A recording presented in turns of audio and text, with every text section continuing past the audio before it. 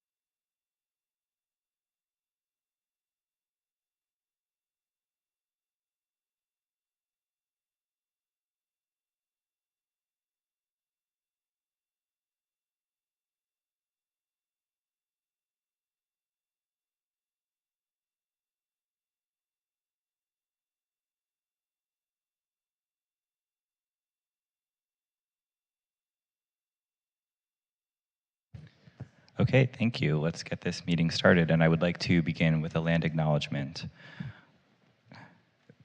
The City of West Hollywood acknowledges that the land on which we gather and that is currently known as the City of West Hollywood is the occupied, unceded, seized territory of the Gabrielino Tonga and Gabrielino Quiche peoples. And the time is now 6:33, and I would like to call this meeting to order. And Commissioner Solomon, would you please lead us in the Pledge of Allegiance? Sure. Thank you. To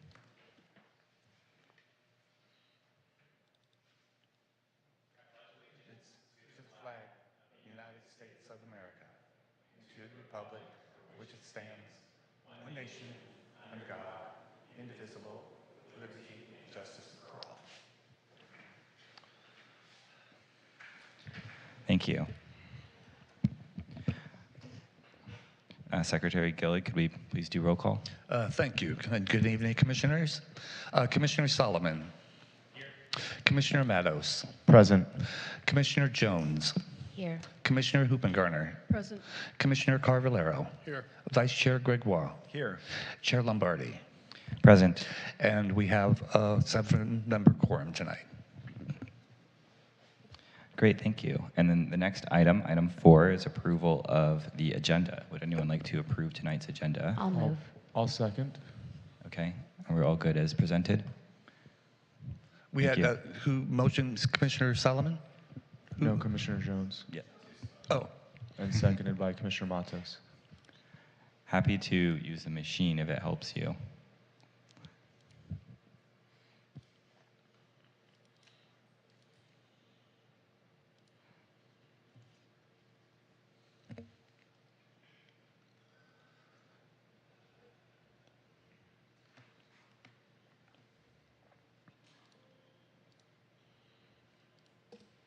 okay, and the motion passes, approving the agenda as presented for August 1st, 2024. Point of clarification, does that mean the consent calendar was also approved, or are we voting that separately? No, that it technically should be part of the approval of the agenda if you wanted to pull the consent calendar. Yeah, thank you. I just want to make sure that's how we were doing it. Yeah. Thank you. I want to follow up on that. I need to recuse myself from item 8A because it's within 500 feet of my residence. So I was planning on, when we got to item 8, making that statement. But if we just approved it when we took this approval vote of the agenda, I would like to note it. Commissioner, you can make the recusal statement at 8A. Okay, Yeah. thanks. Okay, great. So that brings us to item 6, which is public comment. Chair. Sorry, item 5, approval of the minutes. Thank The you. minutes from July 18th. Move Move. approval. Just kidding. Give it to Commissioner. Oh, okay, so I think I heard a move from Vice Chair and then a second from... Commissioner Hoopengarner actually electronically voted Oh, first, okay. so she made the motion. Okay, we'll go with the electronic then. And then I have Commissioner Jones as a second. Okay, great.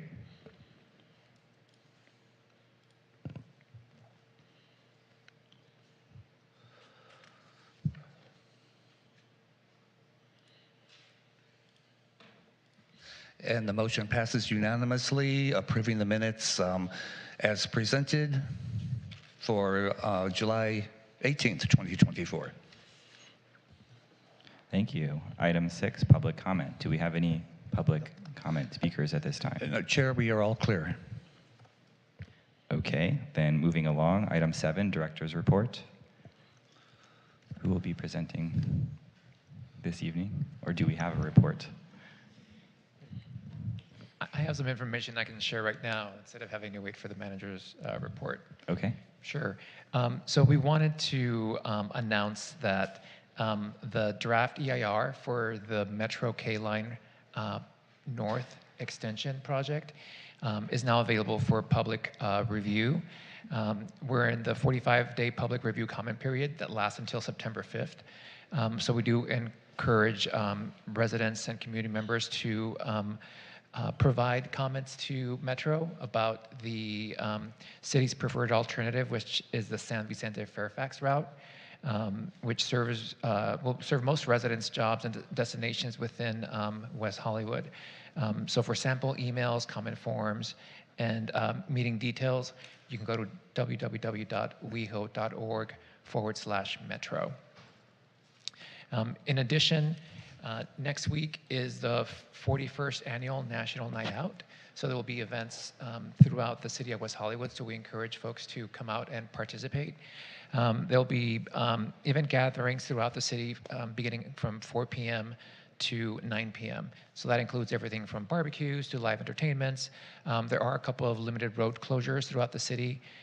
But for more information on the activities for that evening, you can also go to weho.org/NNO for National Night Out. Also, we did want to provide some information. The city's inviting community members to participate in local activities, and folks are always looking for a variety of ways to provide input, to get involved.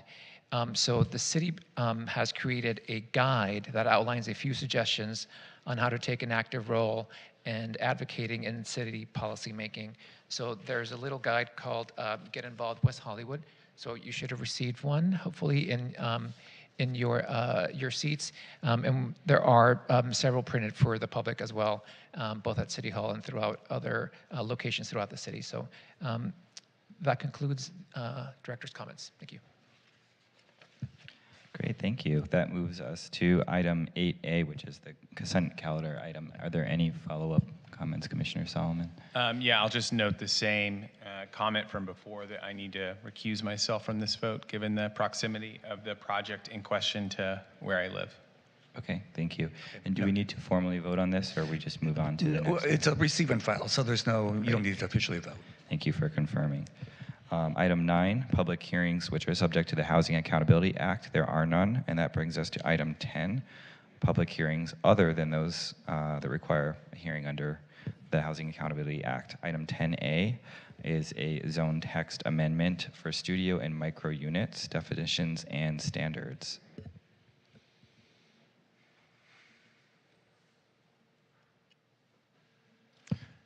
Good evening, Chair, Vice Chair, and Commissioners. As stated, the item before you tonight is the Studio and Micro Units Zone Text Amendment. And tonight we'll be going through the background, then the proposed amendments, what was heard at public outreach, and then our recommendation. So starting with the background, the City Council in June of 2022 directed staff to initiate a zone text amendment to clarify various housing types, including studio and micro units. Now, further reasons for this directive were to allow and promote these diverse housing types that can contribute to meeting the city's regional housing needs assessment, known as RHNA, goals, and these are included, as you probably know, in the housing element update. So moving to the proposed amendments, we'll start with the micro unit. And in terms of the definition of a micro unit, that would be a compact dwelling unit with a total floor area of 425 square feet or less. Includes a kitchen, living space, sleeping quarters, dedicated storage space, either in one continuous room or it could be separate rooms as well, and a separate private bathroom facility within the unit. And we'll see this on the next slide. These are some prototypes. And first of all, I'd like to state that we work closely with an architectural designer to produce these livable micro unit and studio unit prototype designs.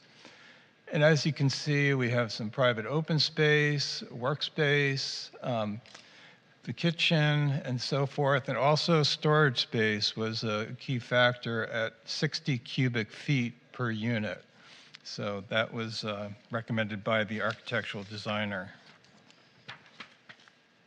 Now moving on to studio units, we do have the definition of studio units, which would be a dwelling unit with a total floor area greater than 425 square feet.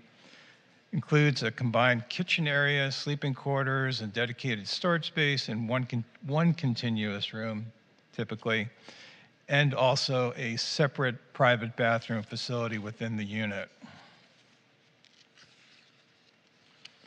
And again, we work closely with the architectural designer to come up with these prototypes.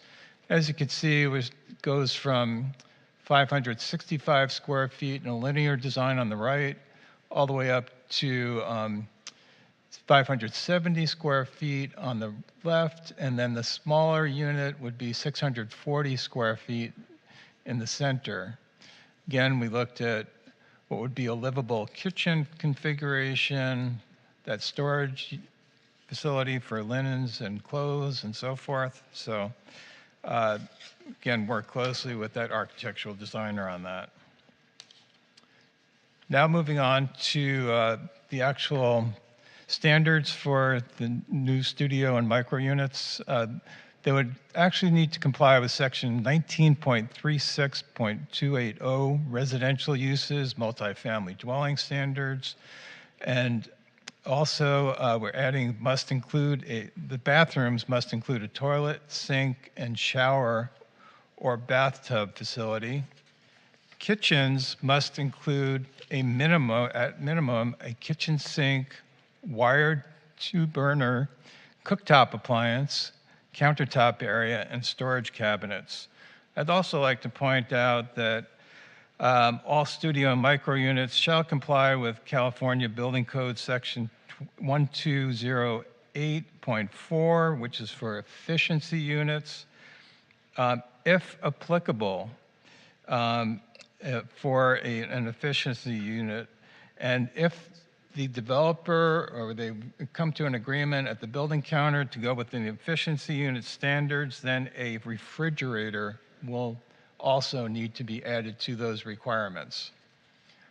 We don't have a standard size for the refrigerator, just a refrigerator at this point. And that's what the California Building Code states. Moving on to other standards, the occupancy is designed to accommodate 2 persons per bathroom. We do have private open space requirements for micro units, 70 square feet per unit. Studio units, 120 square feet per unit, typically bigger units. And then as you can see, common open space is per section 19.36280, and that depends on the size of the project or the number of units within a project. And then the common open space increases depending on that. Thank you. So under parking, there will actually be no change from the existing requirements in the parking section of the code. However, we are adding that micro units now require one space because it talks about studio units, but micro units were not included in that section, so we are adding that. Then moving on to storage, as I mentioned, 60 cubic feet for clothing and linens, and separate pantry, dry food storage, and a utility closet. And operations and maintenance management and security standards are required. So that with the application, there would have to be a description of general operations and on-site security plans, and a 24-hour on-site management for projects with 16 units or more. And we are putting this in the ordinance, but it is actually stated in state law that you have to have on-site security for 16 units or more. The allowable zoning districts are the R2, R3, and R4 multifamily zones, and for mixed-use projects, as you can see, CN1, CC, CA, CR, and the SSP zones. Now, the long-range planning project subcommittee had various comments. One was development standards for these types of units are needed in the zoning code, and that's what we're proposing tonight. Policy goals and quality of life standards are important. Specifying a minimum size is preferable, potentially in the 250 or 300 square foot range. Now, under the California Building Code, there is a minimum of 120 square feet per unit. But the proposed design and development standards were created to address the concerns about livability, having storage, proper kitchen, bathroom facilities, and minimum sizes with dedicated space for certain necessities. So actually, once you add those in, it does come out to close to 250 to 300 square feet with those livability standards we have in the ordinance. Now, also they asked for common and private open space standards, which are essential when compact living is considered. On-site security, which we just mentioned, is an added expense and should be considered for projects over a specific size. So again, 16 units or more. This project was on the Engage WeHo site, and we received 3 comments in favor of studio and micro units, regulations as diverse housing options that will encourage additional housing development. So with that, staff is recommending that the Planning Commission adopt a resolution recommending that the City Council approve a zone text amendment to adopt new policies, regulations, development standards, and definitions for studio and micro units, and finding that the action is exempt from CEQA. Thank you. Thank you. I'll just quickly ask for formality. Any disclosures? No. Okay. And then any clarification type questions of staff before we check to see if there's public comment? Okay. Yeah. Vice Chair Gregoire? Private open space, could you explain to us and the public a little more what is meant by that? And that was the private open space? Yes. Yeah. Before we answer that question, I just want to clarify that when we're talking about the California Building Code standards for efficiency units, that's only if it's applicable. So we need you to read that into the record because that's not in the ordinance right now. So that is something I just wanted to state before answering your question. So the private standards were, we worked closely with an architectural designer to come up with those standards. And those are based on what they thought was livable for those type of units. Micro units are smaller, so they had a smaller requirement, and then the studio units are 425 square feet or larger, so came up with larger requirements for that. So a private open space, is that a balcony? Could be a balcony, and then if you, even at the entry point, if you have like a seating area for the unit itself. So, but typically a balcony or a deck. You're right. Porch. Porch. And private open space is required by our code, right? That's not state law. That's correct. That's right. Did staff consider the possibility of perhaps having larger units in lieu of less private open space, but larger units? Yeah. Sorry. No, go ahead. Good evening, commissioners. Sorry. Tahira Fair, senior planner.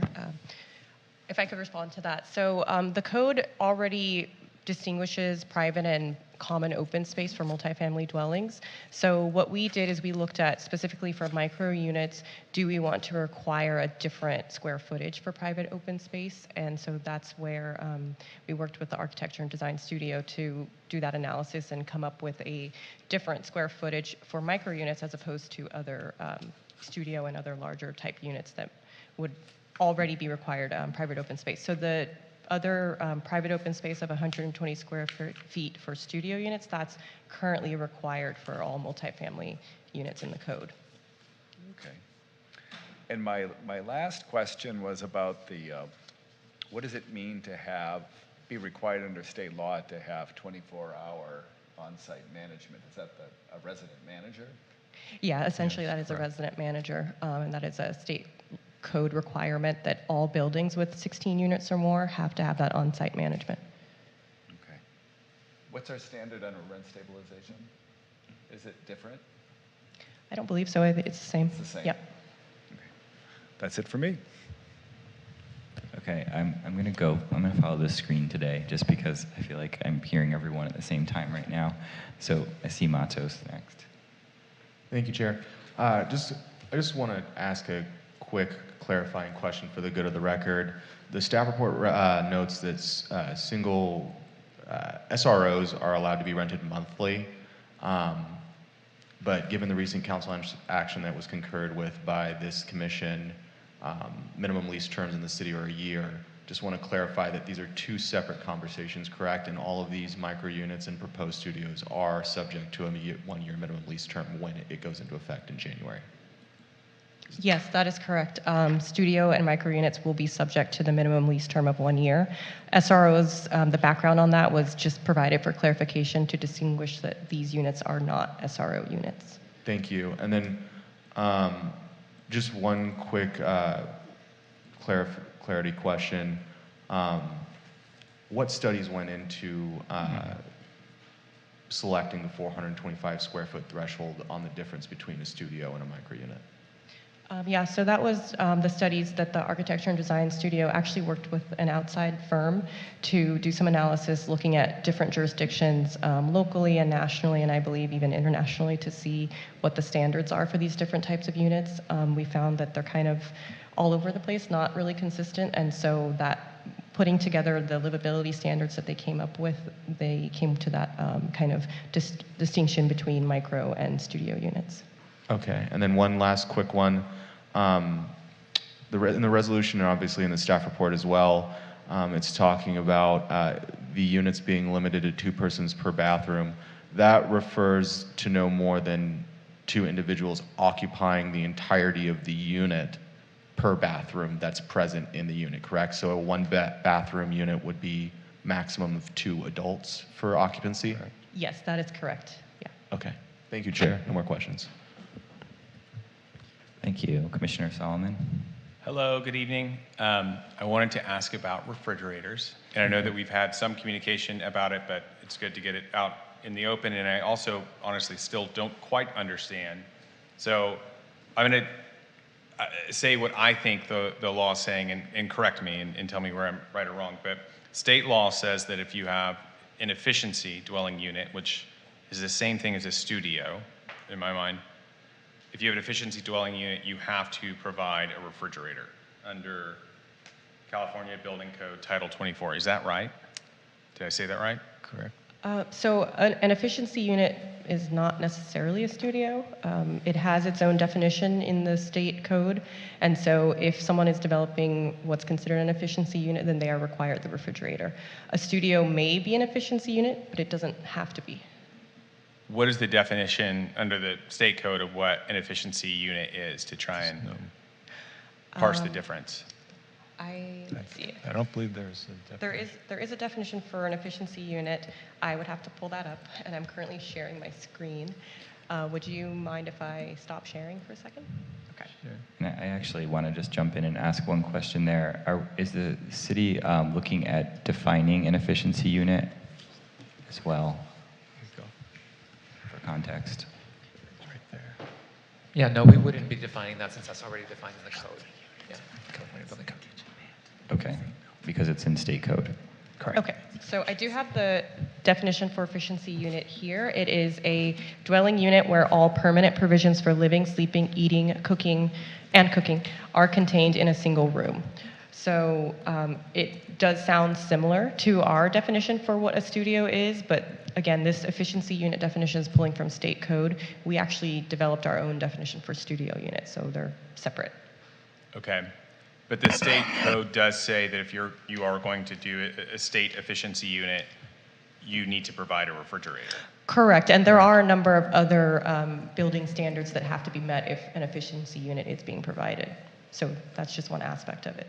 My follow-up question to that is it within our purview tonight, could we make a recommendation that if you're going to do a West Hollywood Municipal Code micro unit or studio unit, you need to provide a refrigerator?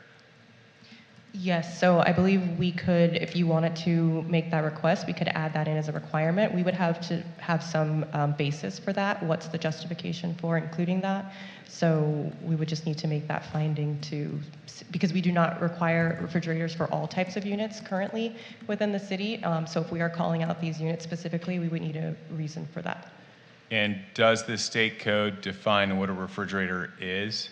It does not. Do you have a definition on hand?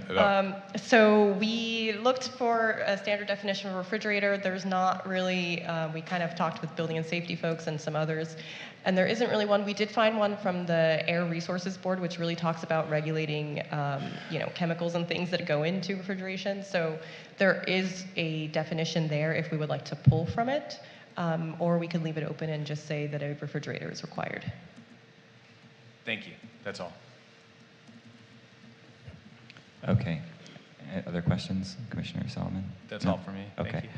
Commissioner Hoopengarner? I want to follow up first on Vice Chair Gregoire's question about the open space. In 19.36.280.a.c, on dimensions, all open space areas shall be of sufficient size to be usable by residents. And then under 1, it says, private open space areas shall have a minimum dimension of 7 feet and a configuration that would accommodate a rectangle of at least 100 square feet. How do you jive the 70 square foot on the micro units with this section of the code? In other words, they can't meet the minimum if they're doing a minimum under micro.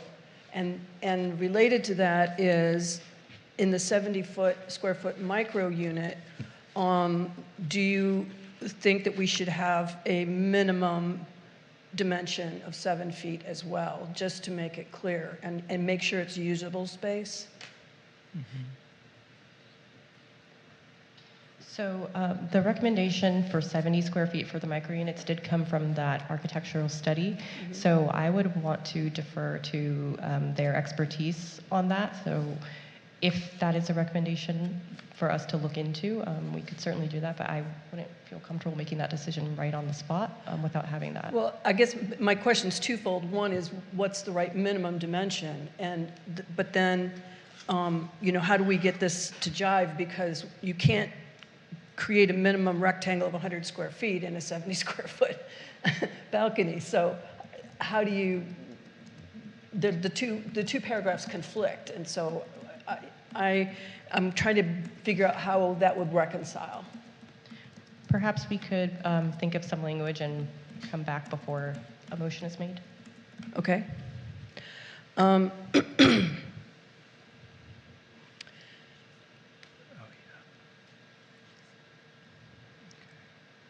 On the minimum size, and I understand what you said about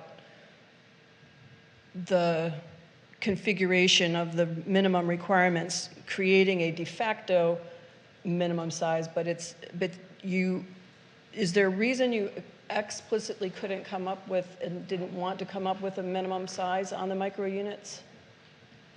Because I saw it was a recommendation from GAC as well as long range, as well as, so that recommendation, you've bypassed and decided to recommend to us no minimum. So I'm trying to understand why. Yes, so what we did is we looked at the recommendation from the architecture study again to figure out what would result in more livable spaces. And what we found is that ultimately it would result in somewhere around 300 square feet as a minimum, without specifically calling that out, because the state building code does allow for smaller units. If someone were to develop a smaller unit, say 150 square feet, that's allowed by state code, then if we had a minimum to assign to micro units or studio units, then the regulations would no longer apply to that unit that is smaller. Does that make sense? Because these units these regulations are only applying to what we consider micro units and studio units. So if we cut it off at, say, 300 square feet, if someone develops a unit at 150, they no longer have to comply because they're not defined as a micro unit anymore. They're just whatever state code allows them to be. But if we have code that says the smallest a unit can be is, say, 325 square feet, which is the smallest example you gave in here. So that would be the smallest micro unit. That would be the development standard that we would be voting on, correct? Yeah, that would be the smallest, correct, micro unit under our code. But if someone were to develop something smaller, then we would not have these regulations to apply to them. I guess I'm in a chicken and egg do loop in my head here. Maybe could I jump in for a minute just to make sure we understand for context? I know you had just said a minute ago that we're not looking to define an efficiency unit because that's already defined in state code. Are there any other housing type definitions that may be overlapping or in the pipeline that would come to us in our city code and definition, or is this it? Yeah, not that I'm aware of. Okay, thank you. But if we vote as a body to say we feel that there should be a minimum, 300, 325, 350, and we vote as a body, would that not preclude anyone from developing a unit smaller than that? It would not. They could still develop something smaller as an efficiency unit under state code. Even though we don't provide for it in our code? I believe so, yes. Okay. So then related to that, you had mentioned that the de facto we would be creating a minimum size based on the other development standards that we have. But I see that there's no, like the fact that there's no refrigerator specified, there's no specifications on the counter space. And I'm wondering why that was excluded. So these were left to be as flexible as possible while still including some livability standards. The counter space, recognizing that things could move around and change, we didn't put that specification in there. That's certainly something, if the commission wanted to request that, we could put that on the table. I'm just wondering what kind of standard we would maybe come up with to prevent a stove from being right next to a refrigerator or other things that make it a not really workable, livable space. So, I mean, would a minimum counter size, like say X amount on each side of a sink or Y amount on each side of a stove, would that address that livability issue and create a development standard? Yeah, potentially, yes. There may be also some standards in the building code that speak to that as well. Okay.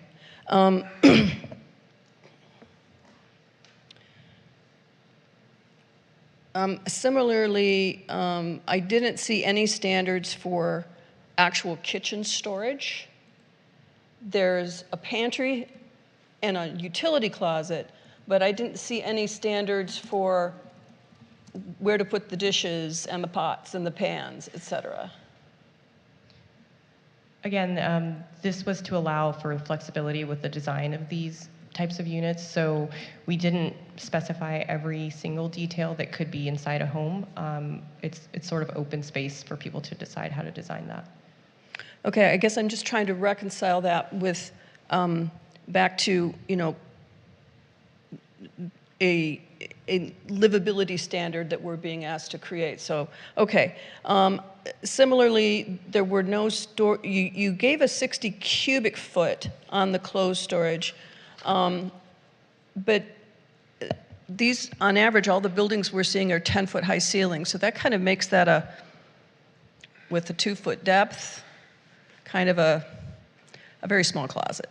And not even sort of what a standard closet is in most units. So was there any discussion about whether or not there should be a linear foot component to this? There was some consideration to that, but we deferred to the architectural analysis again, and that was what came back from them, so we deferred to them on that. Okay. And that includes all the linens and clothes in a sort of 3-foot, 4-foot linear closet. Yeah, and I should point out that is a minimum. That they, of course, could go larger. So we wanted to Understood. put in, yeah. But I guess the point of development standards is to be precise about those minimums, because that's the minimum for a really livable space. So that's why I'm asking all these questions about livability. Okay. Was there any discussion around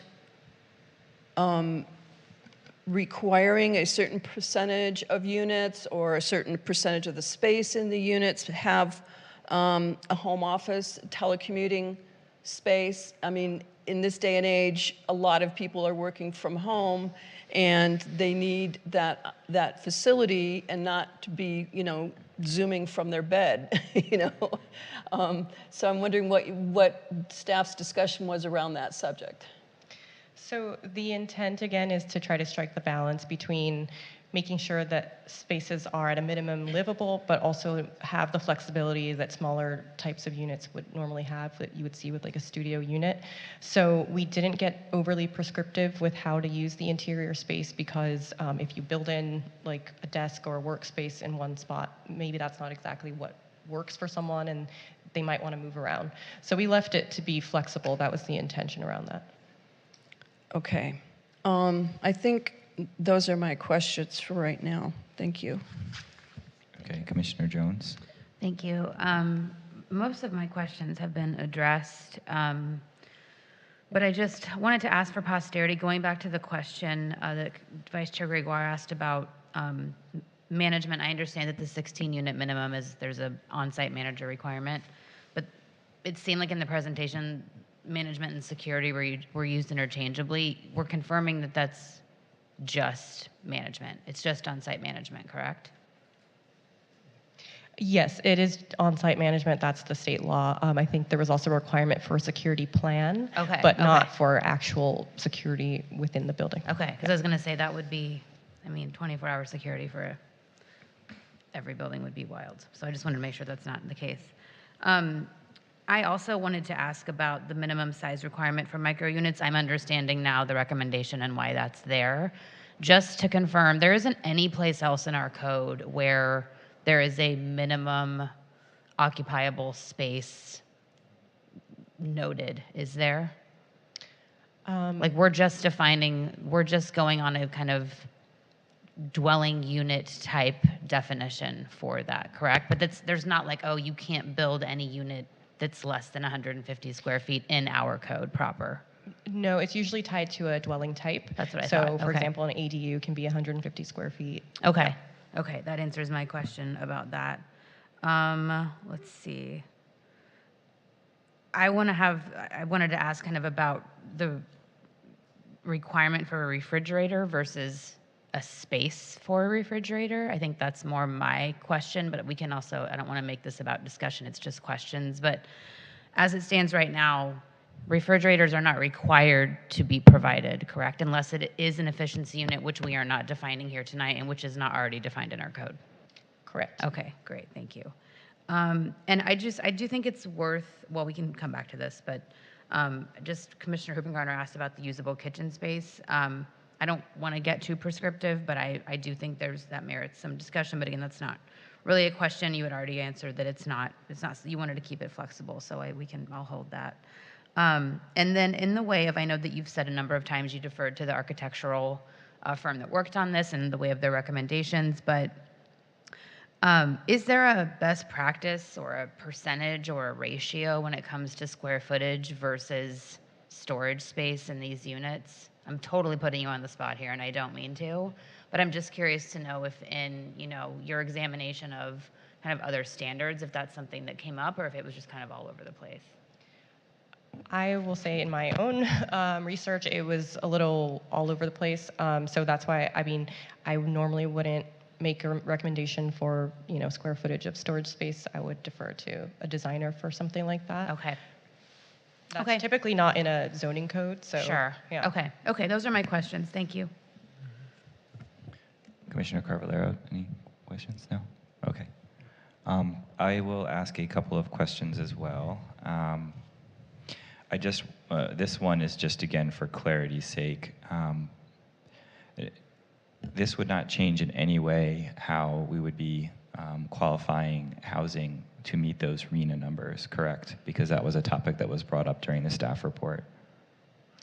That's correct. These units would qualify as units for RHNA as they always would have. This is just creating definitions and regulations for them. That was just some background that was in the staff report. Okay. And then I'm going to ask again in a different way, but are you looking at definitions of other units, and is that something that we may be seeing down the road? And just to understand the context again, it's always helpful when we're making these decisions. Yes. So we are actually bringing another ZTA before you relatively soon. It's for shared living, co-living units. So that's another one that we are defining. Okay, great.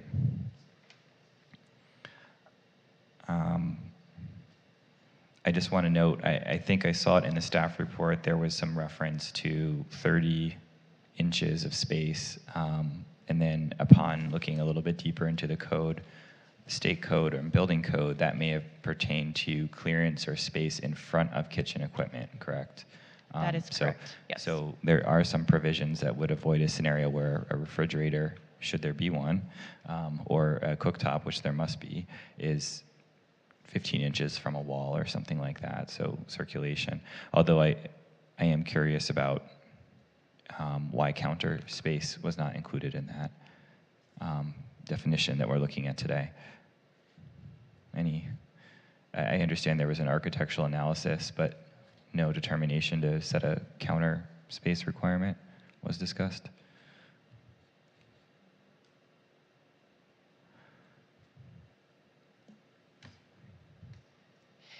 Yeah, so we don't have a recommendation for counter space in here.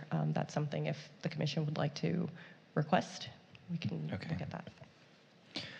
And I know we've already talked a little bit about open space, a private open space requirements. So just to make sure I'm understanding how this would be impacted in our code, there's already that one question about the actual area and configuration and how that adds up with this revised or alternate amount that would be applied to a micro unit of 70 square feet. Do I have it right? And my question is, in terms of calculations, if a project were moving forward, basically that project would need to tabulate how many micro units they have, how much required private open space is necessary for the project, which would be part of a tabulation of the areas, and a different number than what would apply to the other units. But ultimately, as we saw in the room configurations, you're not required to have a private open space. It could be potentially traded off as other parts of our code note, into common area open space. That's why we're seeing some configurations that do not have that private open space in the staff report. Yes, that's correct. Okay. Currently, yes. And then maybe one follow-up question in terms of storage area. I'm just curious what, if there were any guidelines or suggestions that were made from the city architect or in this study that we're seeing that are different than how it's being presented today, because the 60 square foot is pretty small in terms of storage. I know it's defining it to specific type of storage, and there's other storage that would be needed, but is that really where the recommendation landed with all this, 60 square feet? Yeah, so it's 60 cubic feet. That Sorry, was cubic a feet. direct, recommendation. There were some other recommendations for other types of storage, and that's where we wanted to leave it more flexible. So there could be other storage space, but that's up to the design to kind of, or designer to determine. Okay, so then I guess my question is, was there an intent to include other standards for storage that is missing that would therefore eliminate something that was maybe supposed to be or discussed as being a prescriptive standard? So no, I think what we said was at a basic minimum, there should be storage for clothing and linens. And so that's why we went with that standard and leave it open for other types of storage. So we mentioned that there should be dedicated space for other types of storage, but didn't put a prescriptive cubic footage or square footage on those. Okay. Yeah. And if I can add, Chair, one of the things that we do when we do sort of like the analysis and the development of the zone text amendments is that we take kind of a variety of factors. And in this instance, like design was just one of the many factors that we were reviewing and analyzing. So while there might be a design analysis that comes up with a lot of prescriptive requirements or recommended requirements, what we try and do is that we try and sort of adapt as much as we can into the zone text amendment without them being overly prescriptive and or impeding potentially both affordability for design, livability, and other factors. So that's just one of the components of the many that we have to consider when we're bringing forward sort of some of the zone text amendments and requirements.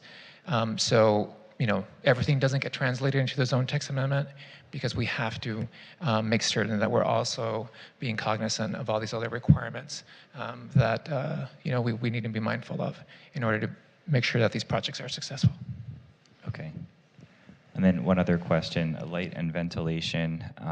There are requirements in Title 24 State Code, Building Code, that requires light and ventilation. The proposed configurations all show light and ventilation within all of the spaces, and including the sleeping areas.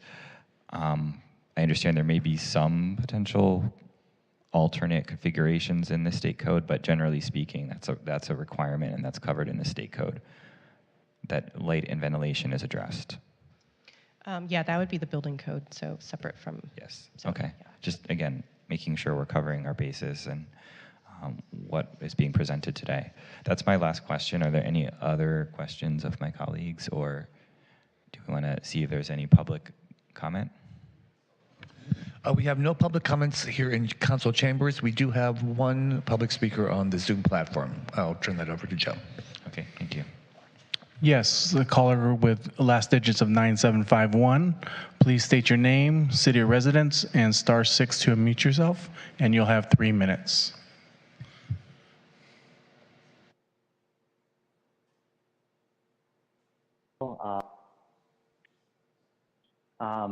I just wanted to call just to emphasize, I know with the housing solutions that have been brought before the city, it has been so complex, primarily because of the short-term rental or the illegal practices of these short-term rentals that have decimated this city.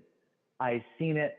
I've lived here long enough to see how this city, along with others, had their housing market decimated and ruined, all because people who had more income came into this city temporarily, didn't have to be residents, and were able to gentrify this community, were able to find opportunities that were supposed to be rent control, and then the new builds that either laid vacant or that were reserved for commercial or entertainment or industry personnel instead of residents.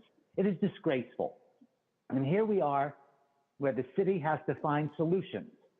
I live in a 700 square foot apartment in an affordable complex, one of the very few that I'm eligible for in this city with the West Hollywood Community Housing Corporation. I don't even qualify for the list that I've been on for 12 years to the city. And now people have to literally live in a bachelor. I wanted to tell you two things, what happened to me recently, just out of curiosity in my neighborhood, just to look at apartments. Just wanted to see. One person said, oh, we don't show units. You need to go on Zillow. I said, and what about affordable? We don't do affordable. I don't know what you're talking about. I'm just the on-site manager. You need to defer to Zillow. Sorry, how did you get in? I said, well, the gate was open and I tried to press the intercom. Another person said, well, this building was built in 1925, but the unit's renovated. How much is it on Crescent Heights? Both units are $3,000 plus, $3,000 plus. And it only gets more expensive the west you go. I know that Commissioner Huppengarner said, oh, there's 2,000 units vacant. How are there 2,000 units vacant? Who's enforcing that? Is the department, like, I'm just wondering, that's why they didn't enforce the short-term rentals, so now we're restricted to micro units where they're so small, you have to live in a bachelor, or you have to have a Murphy bed. I get we need housing, and whatever solution is possible or feasible, we need to do it. However, now we have to reduce size. You have to be a single person. You can't be a couple, can't have a pet, literally live with one futon. I mean, this is what is ridiculous. This city should have done a better job. What happened 20 years? Where now we have to convert office space, we have to find micro units, possibly have a landlord that has an ADU or a family that's willing to rent to you that hopefully won't sell their property in the next year, where then you're out on your ass. Honestly, we have to do a better job. Thank you very much. And Chair, that is our last public speaker for this item. Okay, thank you. Do any commissioners have further questions before the public comment portion of the hearing is closed? No? Okay. Otherwise, I will close the public comment portion of the hearing and we can move on to deliberation. Of course, we can open it up to staff again if there's any questions that we need to ask. Would anyone like to go first? Oh, we have a list here. Okay. We've got Commissioner Huppengarner.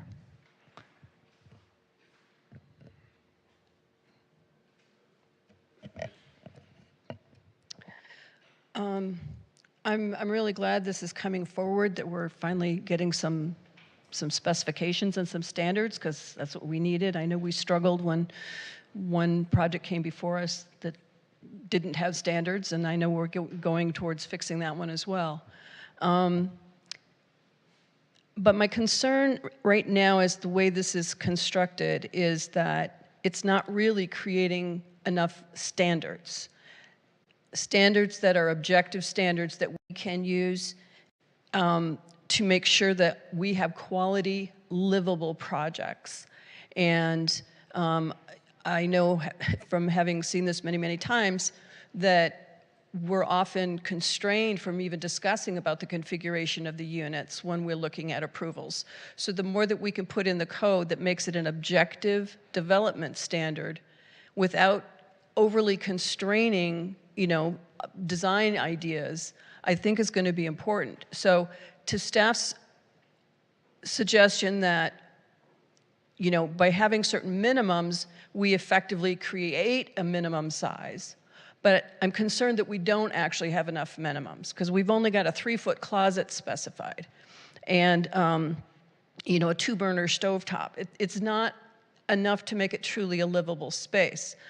So my thought is that, the there's a minimum size to, like the average cabinet size. If you go to IKEA and build a kitchen, there's an 18-inch cabinet, there's a, I don't know, 24-inch cabinet. Our architect can help us with that. But that if we were to create a standard that says you must have X amount of space on either side of the sink so that you have the ability to wash a dish and put it down to dry, as opposed to, oh, there's the refrigerator up against the sink. And we've seen enough of these projects where those things are not well thought out, and by making certain minimum prescriptions, I think that we could improve the quality of the projects without having to have a big tussle over it. So I'm wondering if, we said, there's an 18-inch cabinet on each side of the sink and or on the stove, 18 inches, so it's not butt up against a refrigerator. I feel like that would further specify and get you to a workable minimum size used, in these designs. And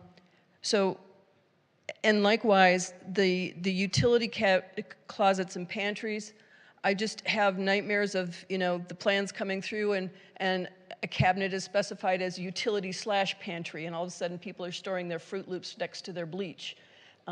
So can we come up with a standard that says you need a utility cabinet that's an 18-inch cabinet that is standard height, whatever that's called, I don't know, and create some basic minimums.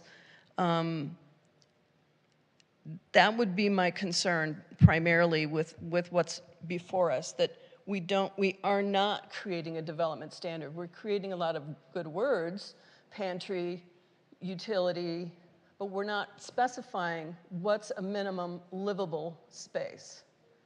So that would be my recommendation, is that we put some numbers on a couple of these items, and fixing that open space paragraph as well. I could then maybe feel more comfortable about not having a minimum size if we had some specific size specifications. And, for example, an 18-inch linen closet, because if you're going to keep the 60 cubic foot closet, which is only 3 feet, I mean, that's a closet where you got to put every coat, every shirt, dress, shoe. That's not very big as a minimum, okay? And maybe we can discuss whether that should be a bigger, minimum, that 60 square feet should be 80 or say linear feet as opposed to square feet. So those are the thoughts off the top of my head.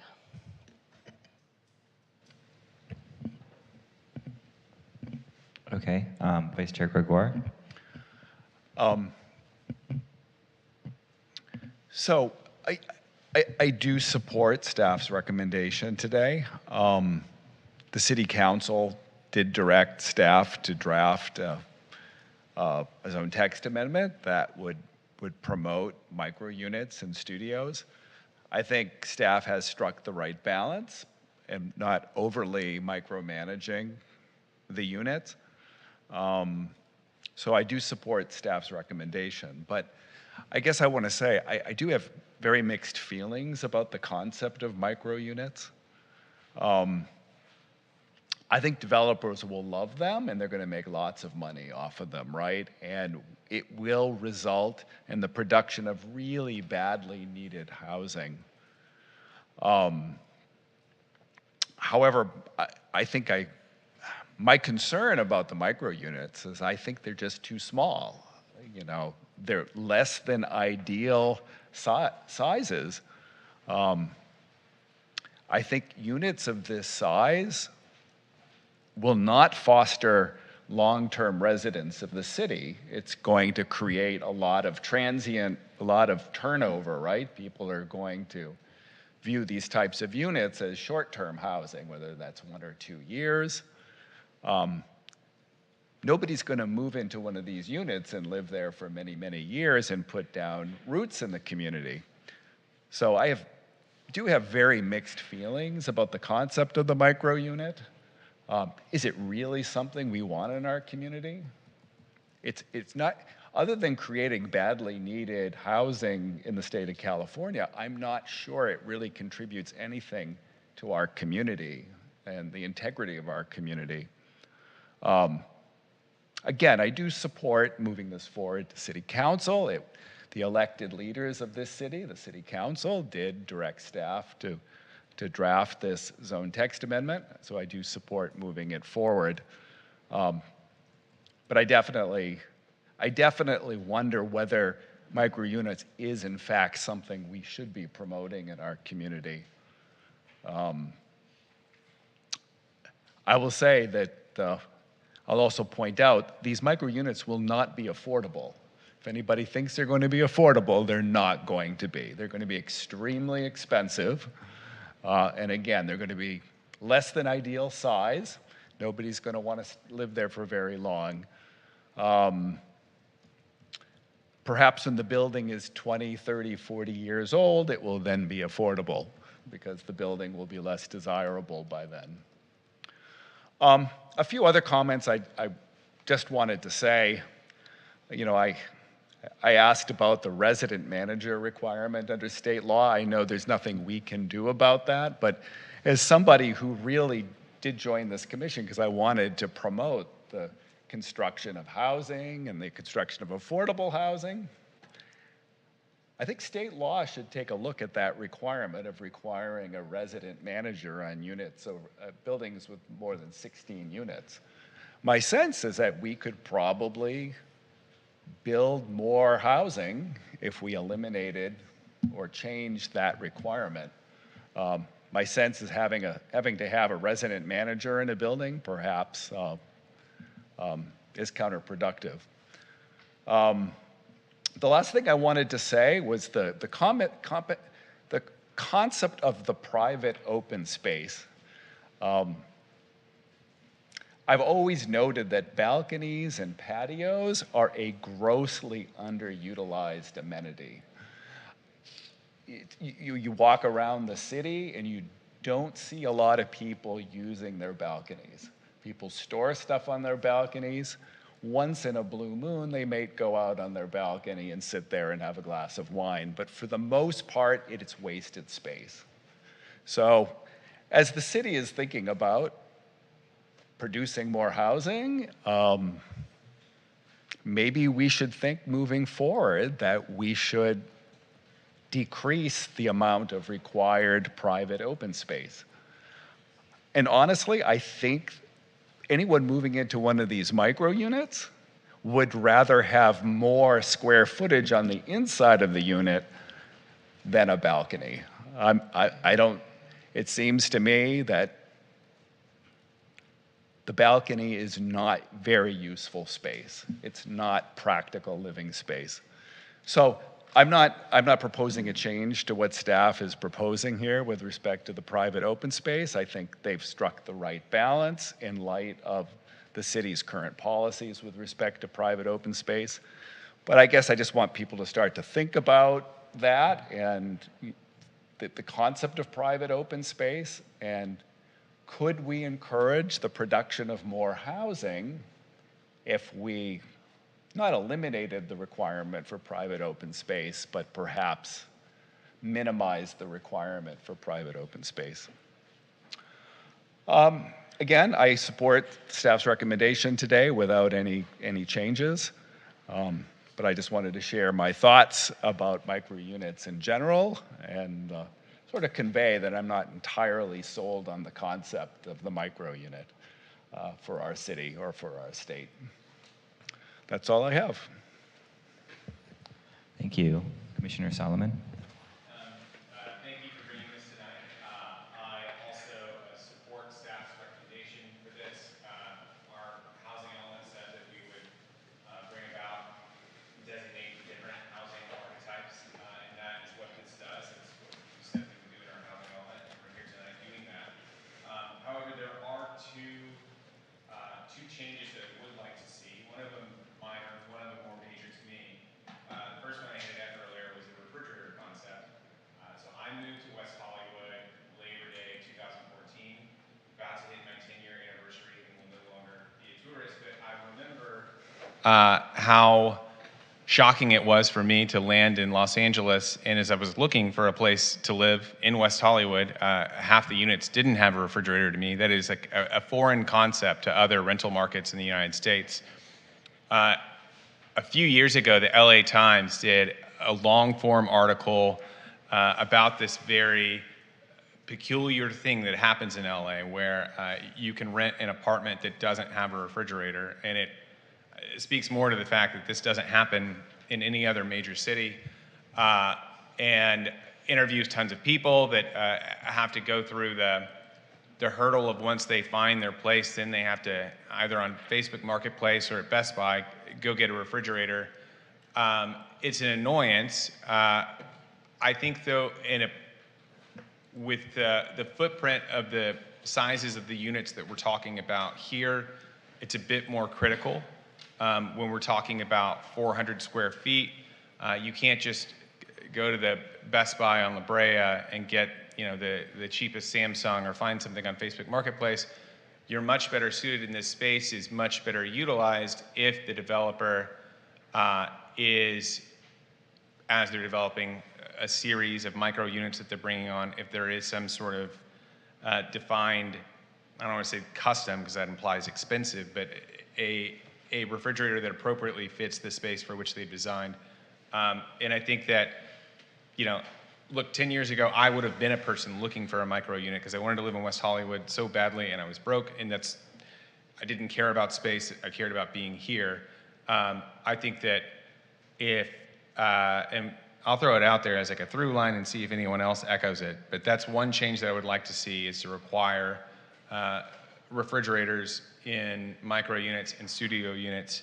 A larger item, a larger concern for me is the minimum parking requirement that's put forward. I know that 95% of the city is covered by AB 2097, and because of the state law, there isn't any minimum parking requirements for most of the city.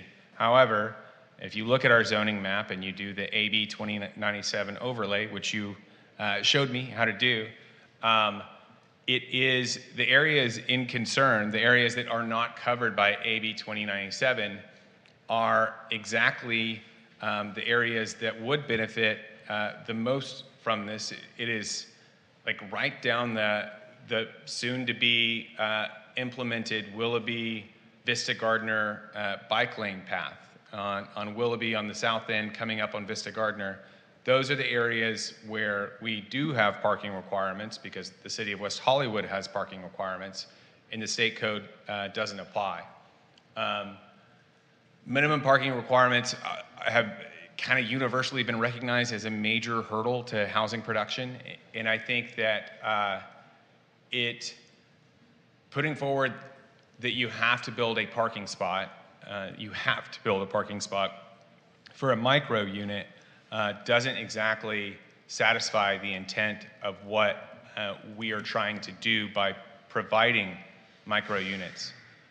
Further, our housing element says that we are going to eliminate and reduce minimum parking requirements. It's actually, I looked at it, it's 2 pages after the designation when our housing element says that we're going to address micro units. 2 pages later, it says we'll address eliminating minimum parking requirements.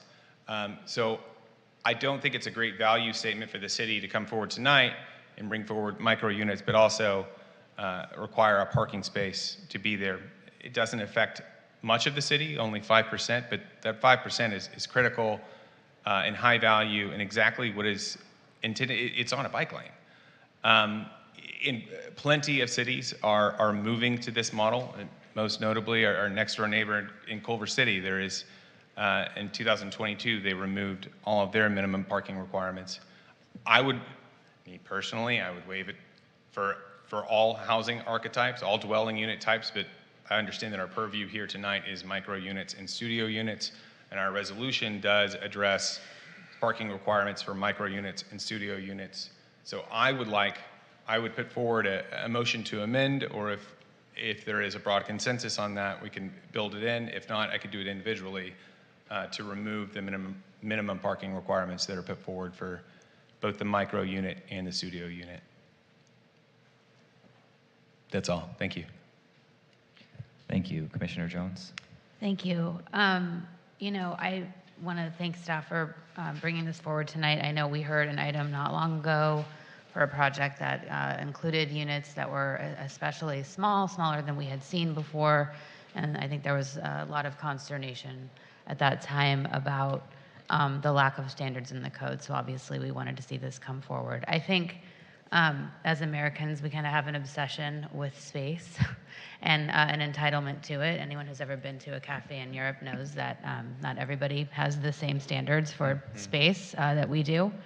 And I think in the way of micro units, I don't want to make a guess about how many developers would be building micro units, but I think one of the things about West Hollywood and one of our values and one of the reasons that we wanted to do this is not just to encourage the building of housing, but also to encourage new ways of thinking about livable space and new ways of really thinking about what a dwelling unit is. And I'm not referring to, there's no subtext there, but I think, micro units are a necessarily different approach to living. I mean, it's predicated on the idea that people would be spending more time outside, more time in their communities. One of this building that we saw recently, I believe it's at Crescent Heights in Santa Monica. You'll have to excuse me for giving the exact address, but there is space that people can kind of convene in outside. So it's really just a different way of thinking about living in a high density area. In the city of West Hollywood that I think, let's let the people who would be living in these units decide what's too small. And I don't in any way mean that they can live in just teeny tiny space, but there are lots of people, whether it's someone who has a personal preference, a younger person, there's a time in my life, as Commissioner Solomon said, when I know, this is anecdotal, but bear with me, that I would have loved to have had any size unit to myself. Transitional space for someone who's downsizing, for someone who's recently divorced or lost a partner, who's no longer has a child living with them, all reasons why they might be interested in a micro unit, in addition to the community that, that kind of intimacy provides. So I'm very excited about this, as I am about the ZTA that'll be coming forward and, with the shared living and co-living arrangements. Again, all things we've been talking about that we have, I think, very much wanted for standards, kind of a way to provide some guardrails there. I also think that it's just important to think about, the way that codes evolve and the way that policies evolve. We're always going to endeavor to get it right on the first try. We might not. And that doesn't mean that I want there to be some, big scandal or accident where there's a project that we're like, oh, why didn't we do this? But we're not going to know until we try. And I think my approach would very much be, my feeling and my recommendation, kind of based on what we've been talking about and seeing up here, is to provide guidelines but not make it so prescriptive that it precludes creativity. I mean, I'm not a designer or an architect. I think someone who is used to designing these spaces would know better than I would. I think my recommendation for some of the things we've talked about tonight, like Commissioner Huber-Garner makes a great point about kitchen space, but is there a way that we can craft language? And I'm certainly happy to take a shot at this, or we can discuss amongst ourselves something to the effect of a guideline, like there needs to be usable, some amount of usable counter space in a kitchen without being prescriptive about it. I personally just don't feel comfortable making numeric minimums or standards for micro units when we don't even have micro units yet. I just don't want to, I would rather not be prescriptive about it. Again, that's my feeling, but I think, as someone who actually has studied the history of storage and the history of shopping, if you've ever been to an apartment or a house that's older than 100 years old, there are not closets, or they're super small because people didn't have as much stuff. So I think just thinking about, it's a necessarily different approach to living, and I'm talking specifically about micro units. There are lots of older studios in LA that have massive closets, so I'm never opposed to that.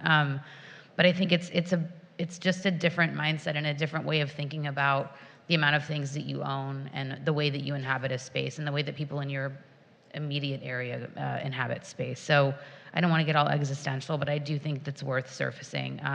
I would also say that if you've ever been to Tokyo or Hong Kong, there are lots of units there that would not be classified as micro units that everybody lives in. Mm-hmm. So yep. I know that we're not in Asia or Southeast Asia, but I just think it's worth surfacing. there are lots of different good, healthy, exciting ways to live that don't involve kind of standards that we might normally apply to like a 1-bedroom or 2-bedroom apartment. The only other thing I wanted to note, and I share Commissioner Solomon's woes about refrigerators because I was also surprised there, but I would defer to city attorney on this. Could we require a refrigerator? I would be more comfortable if there's not already language included, I believe there is, that there be space, appropriate space for a refrigerator. Again, I don't know how much we want to be prescriptive about that. I would imagine a fridge also has a freezer. I don't know. Not like a hotel fridge or like a crappy like dorm fridge, but like a real fridge. But is there I'm just concerned that if we required a refrigerator, that there would be the ability for someone to say that's not allowable by state law. Can you weigh in on that, Isaac? Sure, Commissioner Jones. So I think to a point, one of our staff members raised this evening, so long as the commission has a basis for why specifically micro units and studio units should require a refrigerator, whether it be out of livability concerns, as long as that reason's articulated in the record, I would say that's permissible. To your point, I think that the commission also has the purview, should it want to say, a space reserved for refrigeration purposes or something along those lines. That's another possibility in terms of codifying some requirement. Okay.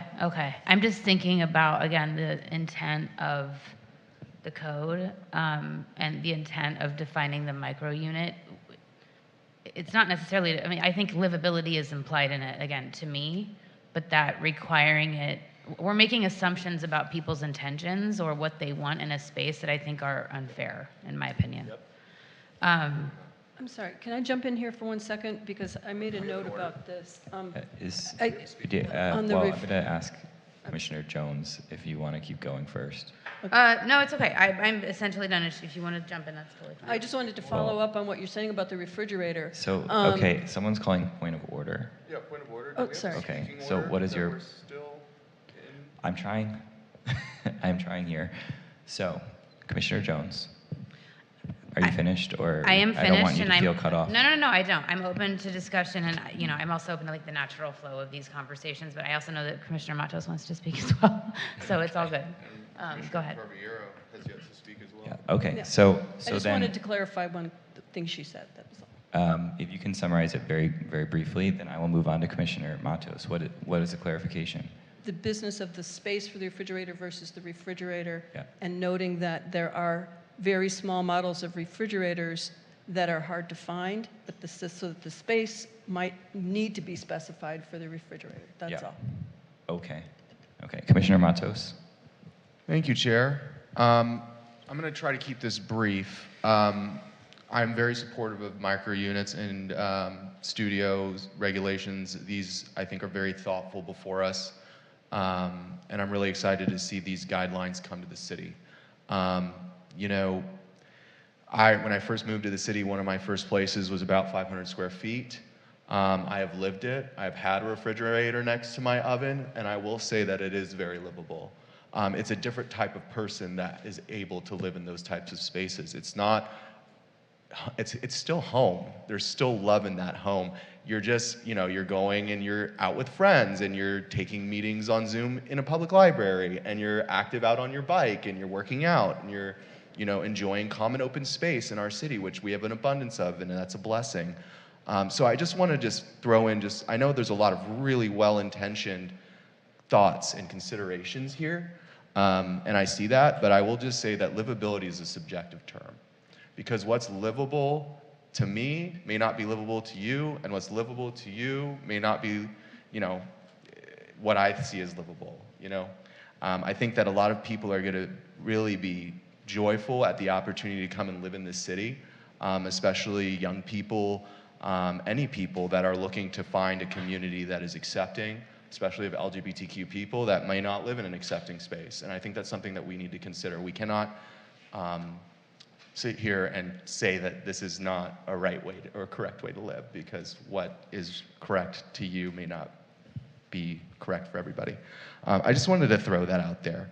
I do hear, I think I totally agree with Commissioner Jones's point.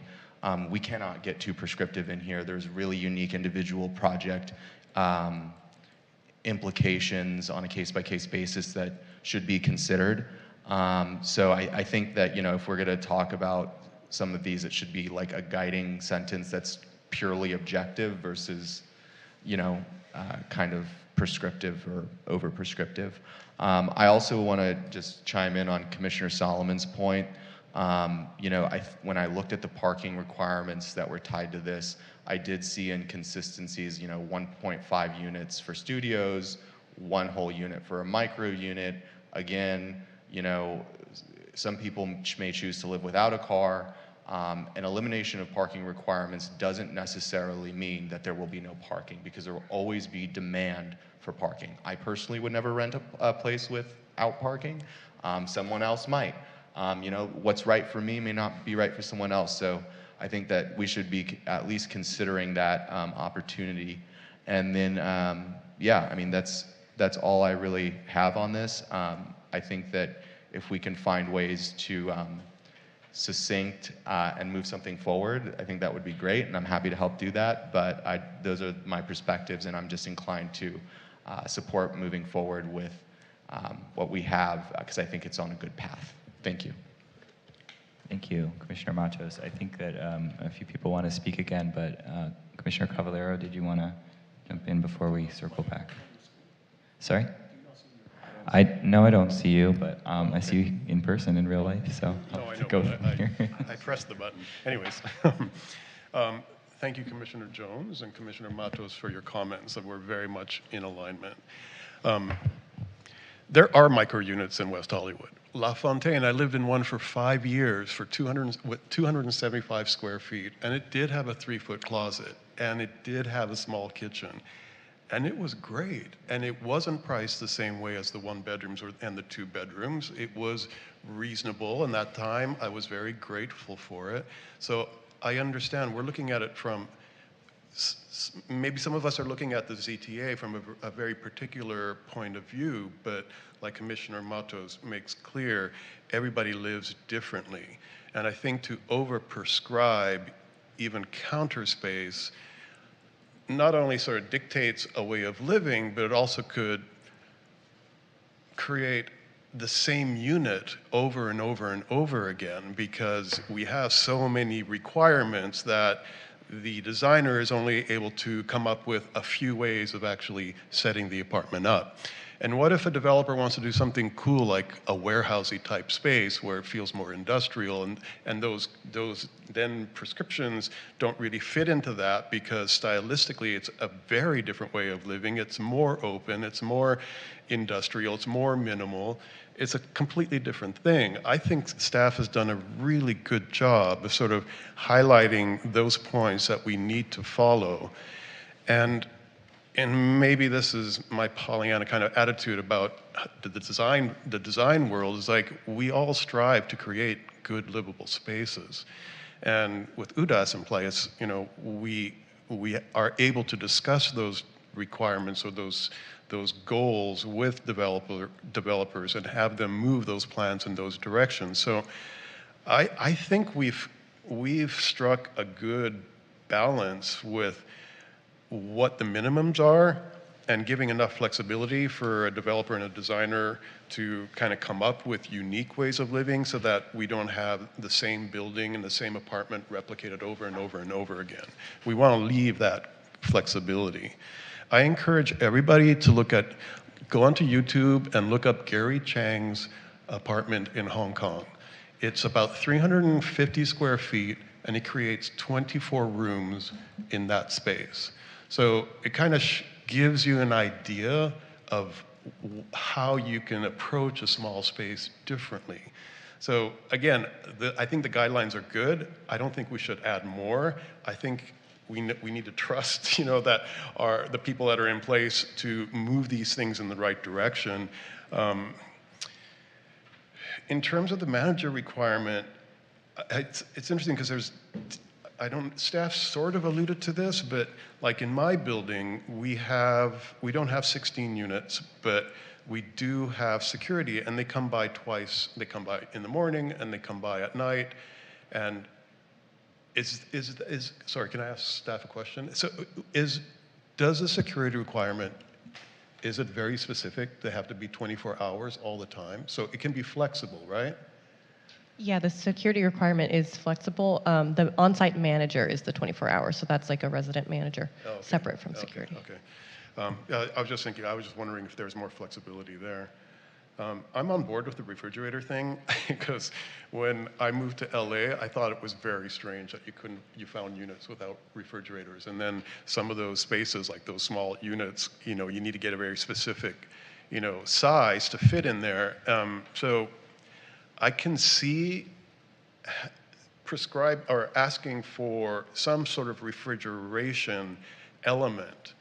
But what if you just have an under-counter fridge that doesn't have a freezer? It's like, is that enough? Does a person need a freezer, or does a person live down the street from Gelson's and they can just walk down and get something for the evening, and then they have beverages stored in the.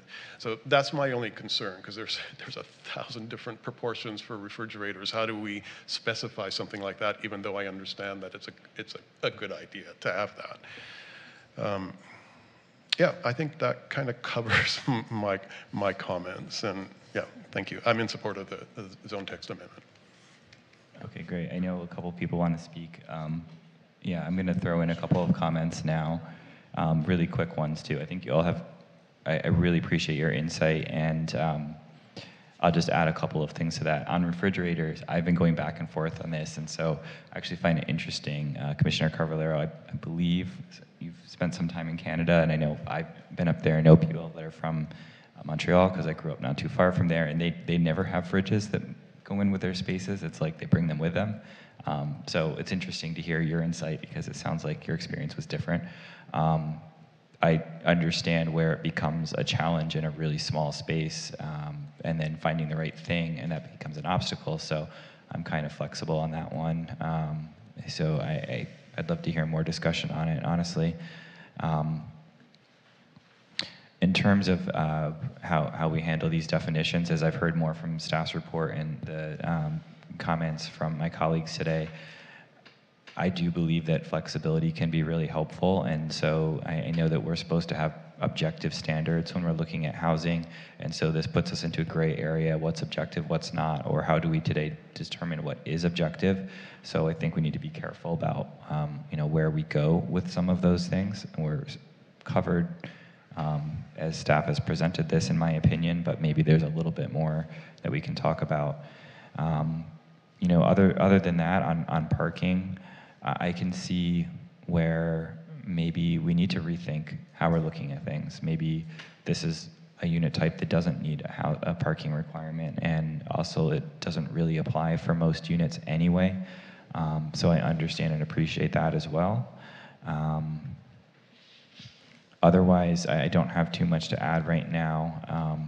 And this is maybe a tangent, so I'll be really brief, but I do think that, as we look at housing and the future of housing, even how housing is created and how units are densified is a really interesting thing.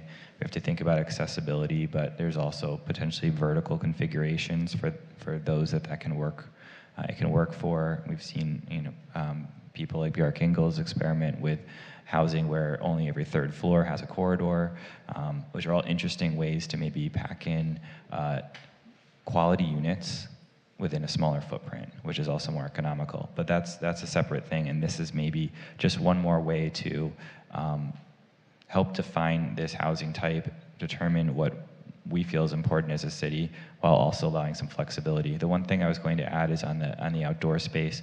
I understand and appreciate the question if it's desired or not, but it does seem like if someone were to design a project today, they would have the option, if they didn't want to make that private outdoor space, that they could lump that into the common outdoor space. So I do feel like we're covered right now on the flexibility front. I know there's a question about the size and what that means as a standard. But I do think there's some flexibility built into the code. So we've kind of steered in a direction, but also allowed a contingency where it could be a different configuration on the right project. I'll leave it at that. And I think that Commissioner Hoopengarner has more comments to add. Yeah, just to clarify on the refrigerator, a friend just went through this, and he's got a 1940s apartment, and it's the refrigerator space. He had like 3 choices in the world, and they were out of 2 of them, and so to have that kind of constraint on a new build, I would feel very uncomfortable with, and that becomes expensive. It becomes very expensive. I just had to replace my refrigerator, and he spent twice as much for his dinky little thing as I paid for a regular size one. So I think that comes back to affordability. And yeah, I'd be all down with saying, look, you just have to have a refrigerator in this space just to make it a livable space. It's done. You're not schlepping your refrigerator from apartment to apartment. But I can go either way, but I would feel more comfortable with a minimum size specification for where the fridge would go that would make sure that people weren't forced into buying a super expensive refrigerator. You have... No, I understand what you're saying, but to specify an 18-inch, 24, 30, 32, 36, depending on the proportion of the kitchen, you know, if we say, oh, we want a 30-inch refrigerator space in each unit, if we're talking a very small kitchen, that could be half the kitchen, and then you get the stove and the sink and the refrigerator right next to each other. That's my concern with getting into the specificity of size.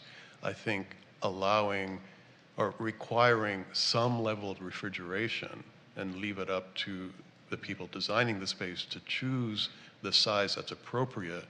The minimum you'd probably get is an under-counter refrigerator, because I don't really know of anything smaller than that. So I know Don't they have those drawer refrigerators now? There's drawer refrigerators now? Oh yeah, the drawer ones, Yeah. right? Yeah, but that's more beverage. You know, those are, you know, it's not really food storage from what I've seen. And then the Smenyas are the ones that are about 18, 20 inches wide, and those are the really expensive ones with the cool. Yeah, so anyways, going back to, yes, I think requiring a refrigerator makes sense, but I think getting into a specific dimension gets tricky. Can I make a recommendation? Because this is a good point. What if we just put language in there that said a refrigerator that is widely open at most retail stores, or something to that effect, rather than, or we can even specify that doesn't have to be customized, custom ordered, you know, a standard market available size, and we just leave it, you know, to that. So, Commissioner Matos, one point on that, I think, with the Commission's discussion about refrigerators, and to a really good point you had earlier, it would have to have an objective standard that could be measured as part of some sort of external benchmark. So I do think if the Commission's interested in a refrigeration requirement, you know, you could say a refrigeration with a minimum of 4 cubic feet or something like that. I think those are those smaller ones, but I think we would need some sort of externally defined criteria for what that requirement looks like as a objective standard. Yeah, I don't have any recommendation to a specific size, and again, I don't want to get too prescriptive. So, absent any major, you know, development from staff on a recommendation on specific cubic feet, I would be inclined to move forward without it. I mean, correct me if I'm wrong, there is a pretty standard size for refrigerators. Well, I just Googled an under-counter refrigerator, and it's 5.6 cubic feet. Okay. So that's good to know. That's small. That's under-counter. It's about 24 inches wide. So we would say like no less than 5.6 cubic feet? Yeah, and I think I would suggest to be careful about something like, you know, readily available, because these are unique housing types, and so it may actually box in the designers into a tough situation that makes it less livable if they are trying to, you know, so I think a square footage maybe makes sense, or just stating that it's required to allow some flexibility for that unique design configuration, with the idea that it has to be required, so the housing has to hopefully self-solve that solution, right? So when you say required, do you mean like requiring a space for a refrigerator? I just think that, you know, what's readily available at retail store may not necessarily always be the solution, so I wouldn't go that Yeah, far. no, all. that's fine. We can move past that. I mean, at this point, Maybe another way to frame it would be, you know, if it's a non-standard size in the design, the refrigerator is actually provided as part of the unit, as opposed to the Southern California standard of just a hole in the wall this big that has plugs, has a 220 outlet that you can plug it into. You know, they're kind of two different ways to look at it. Yeah. yeah. I mean, at this point, if we're not comfortable as a body with a prescriptive cubic metric or a specific metric, I think that we should maybe move past it. Commissioner Jones, did you want to? I know you wanted to speak. Okay, unless it's on the topic of refrigerators, then I have other things not related to Okay. refrigerators, so let's finish the refrigerators. And is there any more discussion on refrigerator? Otherwise, I mean, I'm fine with saying a minimum of 5 cubic square feet in there, and Okay. it's up to, Cubic feet. thank you. Yeah, cubic and square, thank you. Very much. I'm fine with the minimum, and they can provide more if they want to, but having a minimum, I would be fine with, but I'm also fine if the body wants to move forward otherwise. So commissioners, before moving forward, just one item for consideration if ultimately deliberation leads that way. Under 1936.327 A subdivision 2 for kitchens, if it's of interest ultimately to the commission, that could be revised to say all studios and micro units shall include a kitchen area, which must include at a minimum, and then it lists a series of requirements. It could say at a minimum a refrigerator not less than 5 cubic square feet, and then the rest of the provision could be cubic feet, Cubic and the feet, rest could be yes. the same. cubic feet, yes. I'd be willing to support that. Commissioner Jones. Yeah, I think so too. I mean, that wasn't what I was going to ask or talk about, but I think that's fine. I mean, I just get into also, I don't want to go too far, like, you know, split the hair too far here, but I also think about, like, what if you're just a person who doesn't cook? Like, what if you just want to keep some LaCroix in your refrigerator? Like, again, we're not going to be catering to, like, every individual person's, like, ideal standard of living, but I also understand I could go either way on this, honestly. I could go either way on it. I'm not married to either requirement. I think I'd prefer flexibility, but we also don't want to get into a situation where there's like, I just had to use a hotel refrigerator for a business trip recently. Let me tell you how much ice I had to put in that thing to keep anything at like 45 degrees. A lot. Like more than like what I needed to cool was in the fridge. So just thinking about that and the quality of like a very small refrigerator. But I don't know how far I want to go down that road. I think as a tenant, I would always prefer that something be included. I'm open to discussion. I could go either way on this. Do you have other things you wanted to add? No, I think the only other thing that I wanted to note that I didn't say earlier was just that I'm comfortable with the minimum recommendation for micro unit size that's recommended in the staff report. I'm very much aligned with that. I understand the reasons why we're not prescribing a specific minimum space and appreciate the flexibility there insofar as removing a loophole, we hope. So that's all. I'm comfortable with that. Okay. Commissioner Matos, did you have more to add? I see you on here still, but... Yeah, I can go either way. I mean, I think I'm inclined to be less prescriptive, but if the majority of the body wants to see a refrigeration metric go forward, then I will support it. I was just going to ask, would it be helpful if I or somebody else made a motion that we could then add things to so we can move this along a little bit? Well, let's hear everyone else, and then we can see what the through line is. So, Commissioner Hoopengunner, I know you wanted to speak, and Commissioner Solomon. I just had a couple things. One, there's a typo, 2 typos on page 4 of the resolution that need correcting. You've got XXX instead of dates. The bottom. Item D. Yeah, that's where we add the city council meeting dates. So we don't know what those city council meeting I'm dates sorry, are I just missed that. yet. Thank you. I thought that was our dates. That's for the city Sorry. council. Thank you. Right, Thank you. right. Sorry. Okay, great. That solves that. But I would like to take a step back to solving the open space question with the conflict on the 100 square feet versus the 70 square feet? So, because those would then become conflicting ordinances. So did staff have a recommendation as to how to address that? Yes, we do. So on page 8 of 8 of the resolution, we are modifying section 19.36.280. So we're talking about multifamily dwelling standards. We have currently in the that section 8, recommendations for changing item A1. So we would like to recommend that we add a modification to section A.2.c 1 for this section to read. This is when we're talking about dimensions for private open space. So the new code would read, private open space areas shall have a minimum dimension of 7 feet and a configuration that would accommodate a rectangle of at least 100 square feet, comma, except for micro units where the configuration must accommodate at least 70 square feet, period. Perfect, thank you. Thank you. And just, you know, my first apartment here was on Palm. It was tiny, and it was just fine, you know. But my concern is more, because we have things in the code that say things like specifying that there should be a pantry and utility, important, you gotta put your broom somewhere.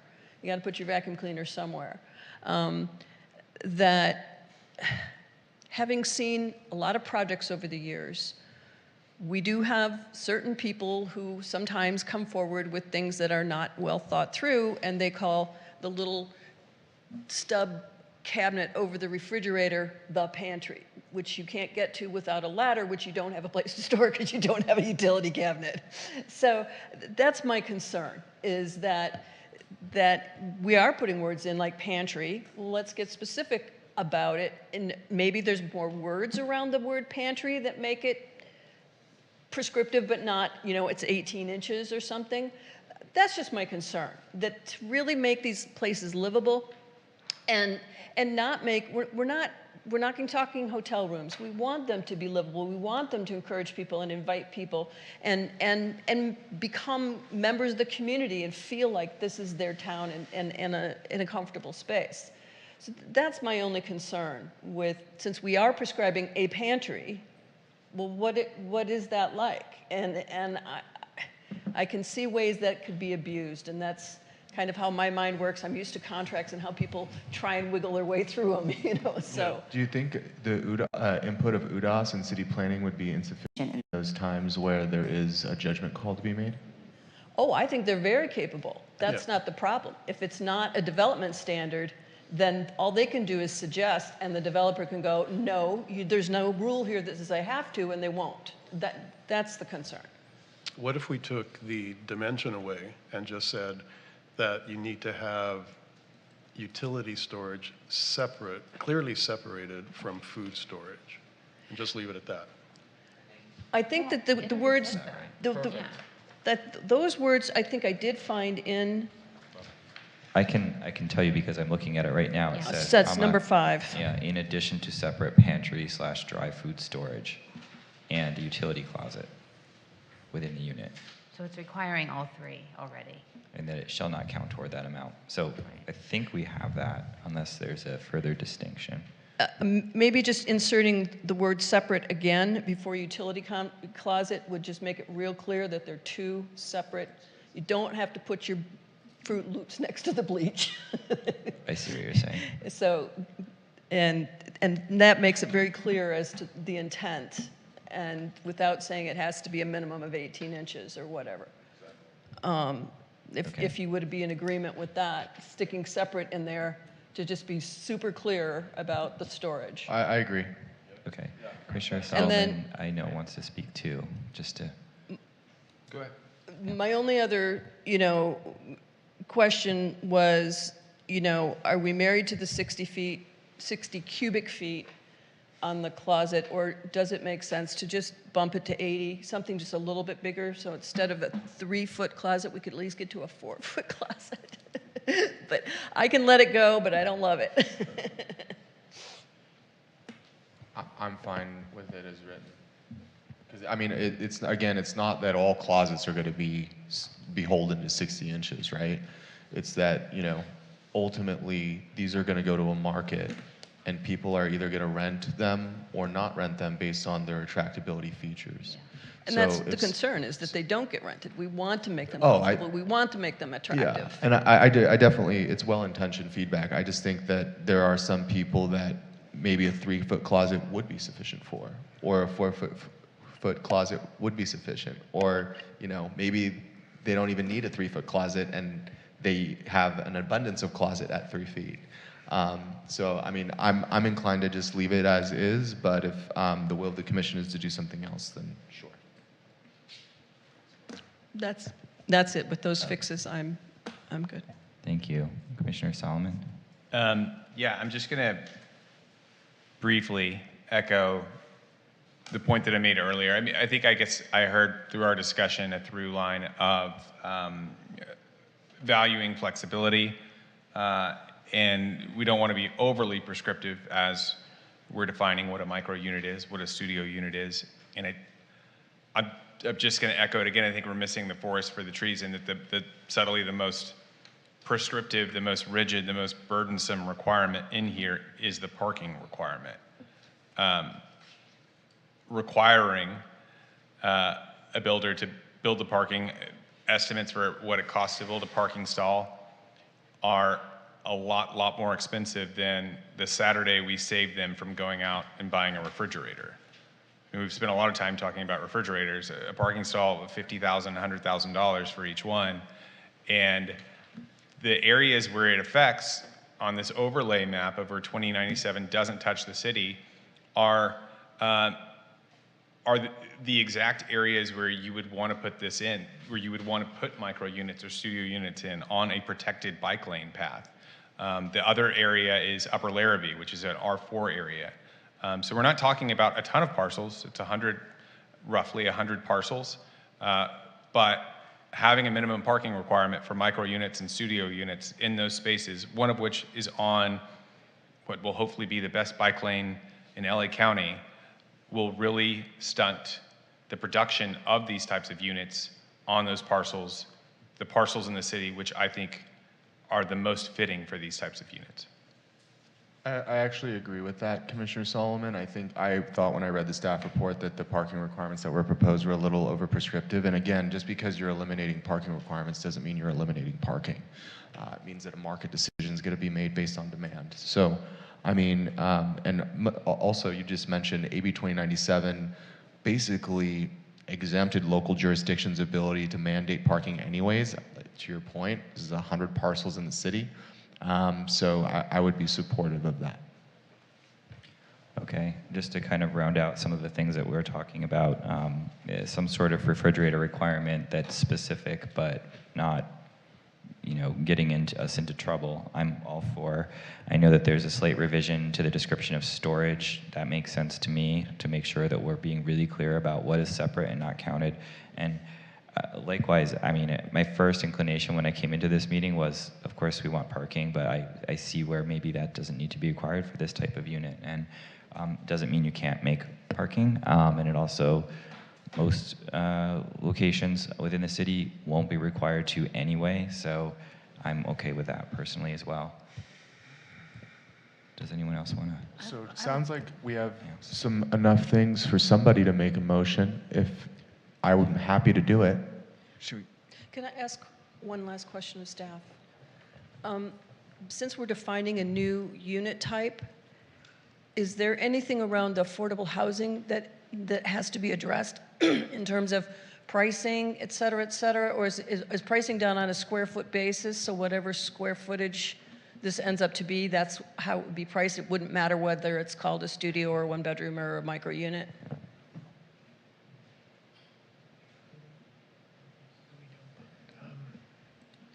So, yeah.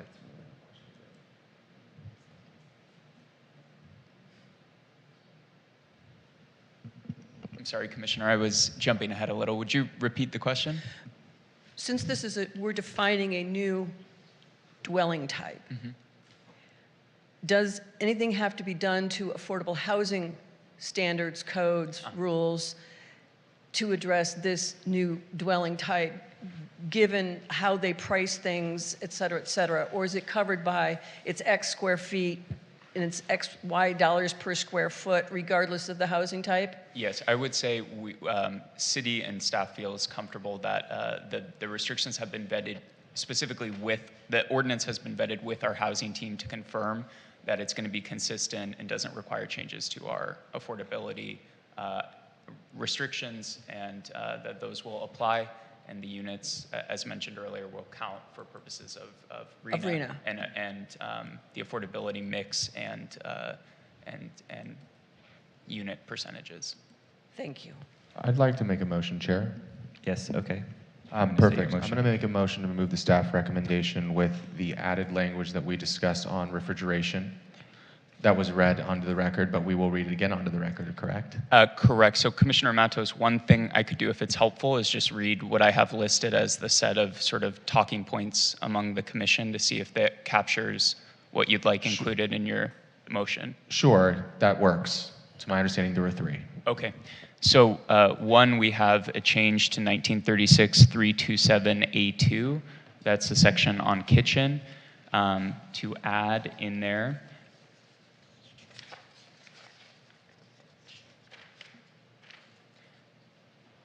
that at a minimum, a refrigerator not less than 5 cubic feet would go before the existing requirements regarding a kitchen sink, 2-burner, cooktop, etc.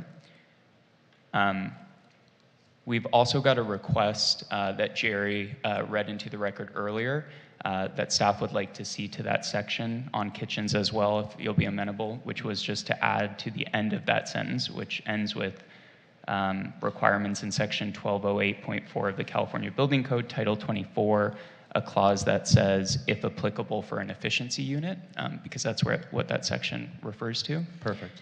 And then additionally, there was a request discussed to change 1936-327A5 regarding storage space to add the word separate before the 2 instances where there's a reference to utility closet. So it would read, in a separate pantry, dry food storage, and a separate utility closet within the unit. And then the last sentence would read, the pantry, dry food storage, and separate utility closet shall not count towards the required cubic feet for minimum storage space. Perfect.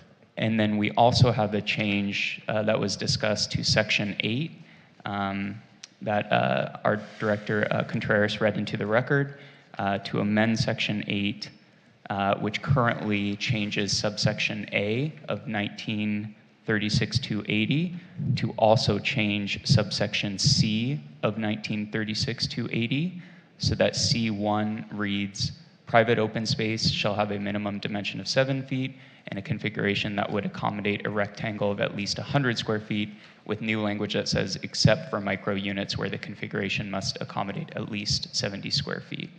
Okay. And finally, the last comment that's sort of been under considerations for whether or not it is part of your motion is in section 7, whether or not to remove the added language under table 3.6 that requires studios and micro units up to 500 square feet to have 1 parking space. Yes. That would be the motion. And also, on that table 3.6 that you're looking at, the second line, 1-bedroom units and studios larger than 500 square feet, 1.5. Crossing out the and studios. So it would be for both the micro units and the studios? That is an existing standard in 280. Oh, that is an existing standard, so the zone text amendment doesn't add that standard, it's already in code. Correct. So the only new standard before us tonight is regarding micro units. Okay. Right, the added sentence is studio and micro units up to 500 square feet require 1 space. So that's the new language. The first line? Yes. That's the only one we can touch? Okay. Given that reality, then I would support that as part of the motion. So the motion is to strike that sentence? To strike the part about micro units having required 1 parking space. Because, and they're saying that we cannot do anything to the parking of studios because it's already existing in code. The only thing that's being added here is the micro unit at rate at 1 parking space per micro unit. I'm proposing that as part of the motion that we strike that portion and we not touch the studio, given what the city attorney said, that it's already existing in code and that's out of our purview. We're selected, not elected, so that's not us. May I ask just one question, because I'm generally aligned with all that is this point of clarification.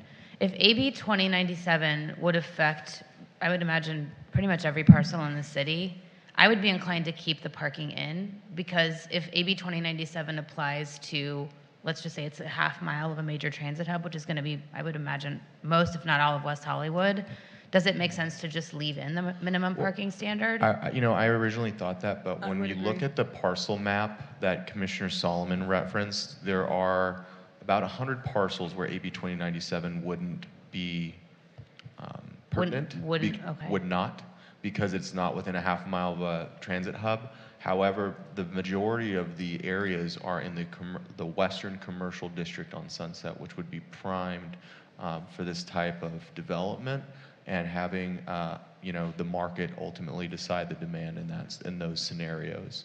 The other thing would also be just the fact that not requiring parking, A, doesn't mean that there's not going to be parking, but B, it gives it a less prescriptive and more flexible ability to lower housing costs and make these micro units more affordable for a contingency of the population that is looking for the most affordable option to live in this city. So that's why I'd be supporting this. And sorry, commissioners and chair, if we can kind of chime in a little bit with regarding to the parking discussion and not having a requirement for micro units. So currently, we have to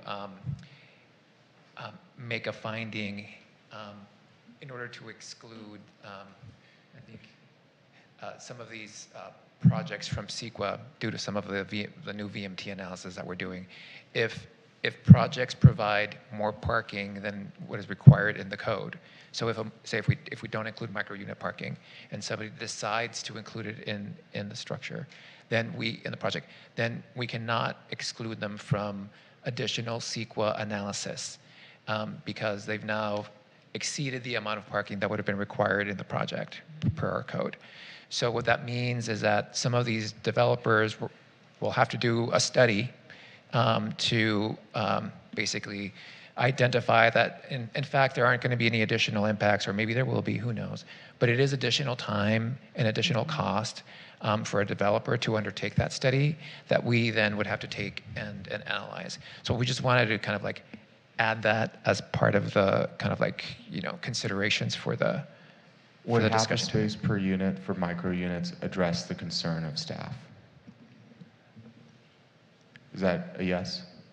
I don't know that offhand. I would say one option, I think Director Contreras brings up a good point that there are some VMT issues involved and the use of CEQA exemptions that rely on VMT standards as well that are applicable to affordable housing. So with that knowledge, that sort of late-breaking thought, I'm wondering if the Commission may want to recommend that it would go up to Council and say the Commission has interest in removing this requirement for these 100 or so parcels that aren't impacted by AB 2097. Correct. And ask them to review as part of that and That's as great. part of Planning Commission's recommendation what the CEQA impacts are for affordable housing. That's great. Okay. Let's do that. If we can include, just those 100 parcels, I can support that. Okay. Yeah, let's do that. That'd be great. Okay. Any other? Just to get a point of clarification on I've heard about the extra VMT study you have to do on, I assume, your EIR.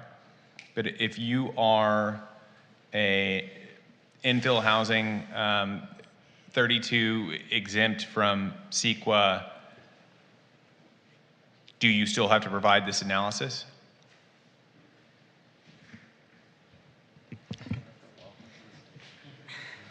Hi guys, sorry. Sorry to make this wrinkle so late in the game. So in order for a project to be, let me back up. when we adopted the guidelines that relate to vehicle miles traveled, VMT standards for our transportation analyses, most of the city, if not all, the entire city, basically most projects are screened out of a VMT analysis if we can make 5 criteria findings. And one of those is that it doesn't provide more parking than would be required in code. So there's a value to having a minimum parking requirement, even if we can't enforce it for parking for construction, there's a value to have that number in there so that if they come in with a right-sized parking, which was kind of the point of AB 2097, it's not necessarily 0, it's right sizing, so they're building what they need, then we can still screen them out as long as it's not more than what the baseline minimum would be in the code. If we don't screen them out, then we can still find them to be exempt from CEQA, but we just would need to do a little bit more analysis that could I don't have the numbers for the cost and the time, but it could mean a little bit more time and a little bit more cost on these projects. Additionally, even those 100 or so parcels that are not within the AB 2097 area could apply a waiver or a concession for parking as well. Cool. So the recommendation of staff at this juncture, and if it's the will of the commission, is to put an assessment recommendation to council where they determine if 1 space per micro unit is appropriate and consider reducing that to a right-sized number as determined by council. Is that the recommendation? Yeah? Is that comfortable with everybody? Yeah, I'm fine with that. Yeah? So, yeah, there's a motion. Does someone want to second the motion, or is there a question? Okay, so we have a second. Is there any last discussion on the motion, or do we need to clarify for anyone? No, I'm just having trouble understanding. So this ZTA, let's say it passes as it's been motioned and seconded tonight. The ZTA doesn't include the reduction of the minimum requirement. So, but it does have, like we did at our last meeting, a recommendation to council to further study. Can they have that information to adopt it at the same meeting where they would adopt this zone text amendment, or are we talking about a longer process? The assumption is that they would have additional information from staff along with this recommendation.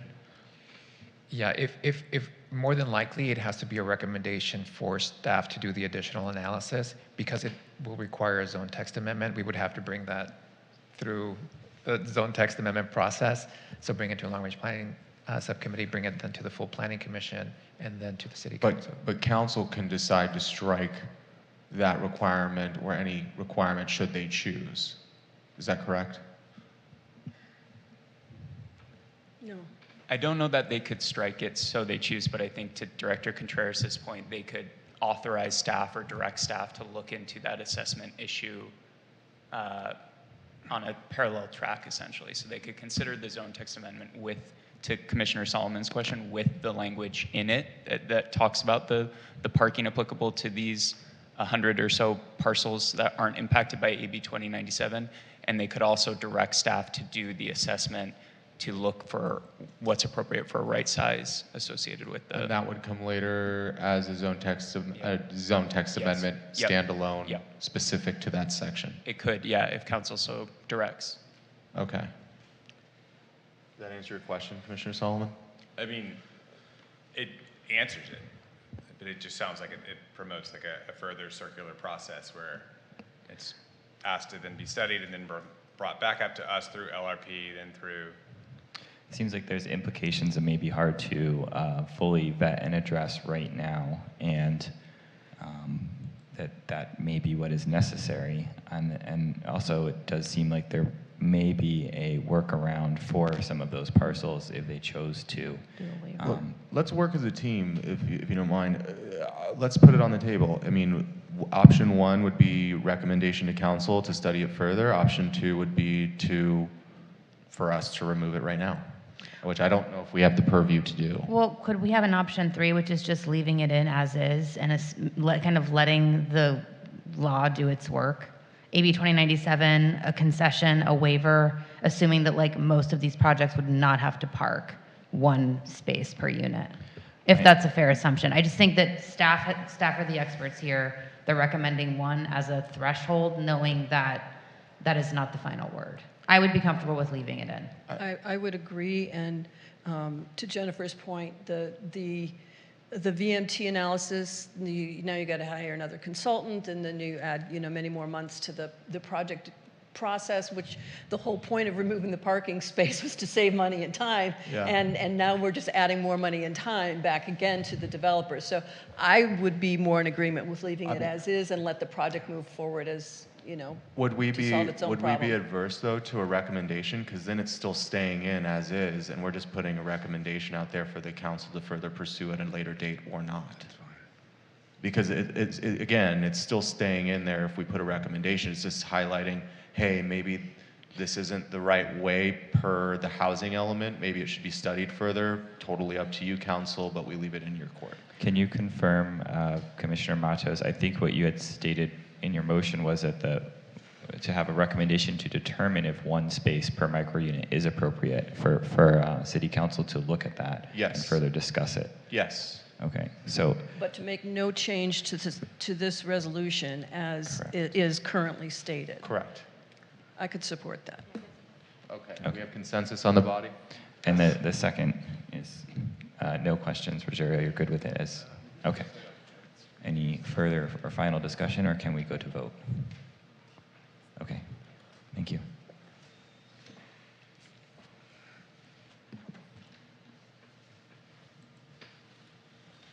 And, excuse me, and the motion passes unanimously, approving resolution number PC 24-1564.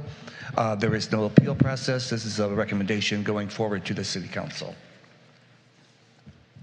Thank you. That moves us to item number 11, new business. There is nothing agendized. Unfinished business, also we have nothing. Excluded consent calendar, nothing. And that brings us to item number 14, items from staff. 14A, planning manager's update. And we could also do this subcommittee management at the same time, if that's, oh.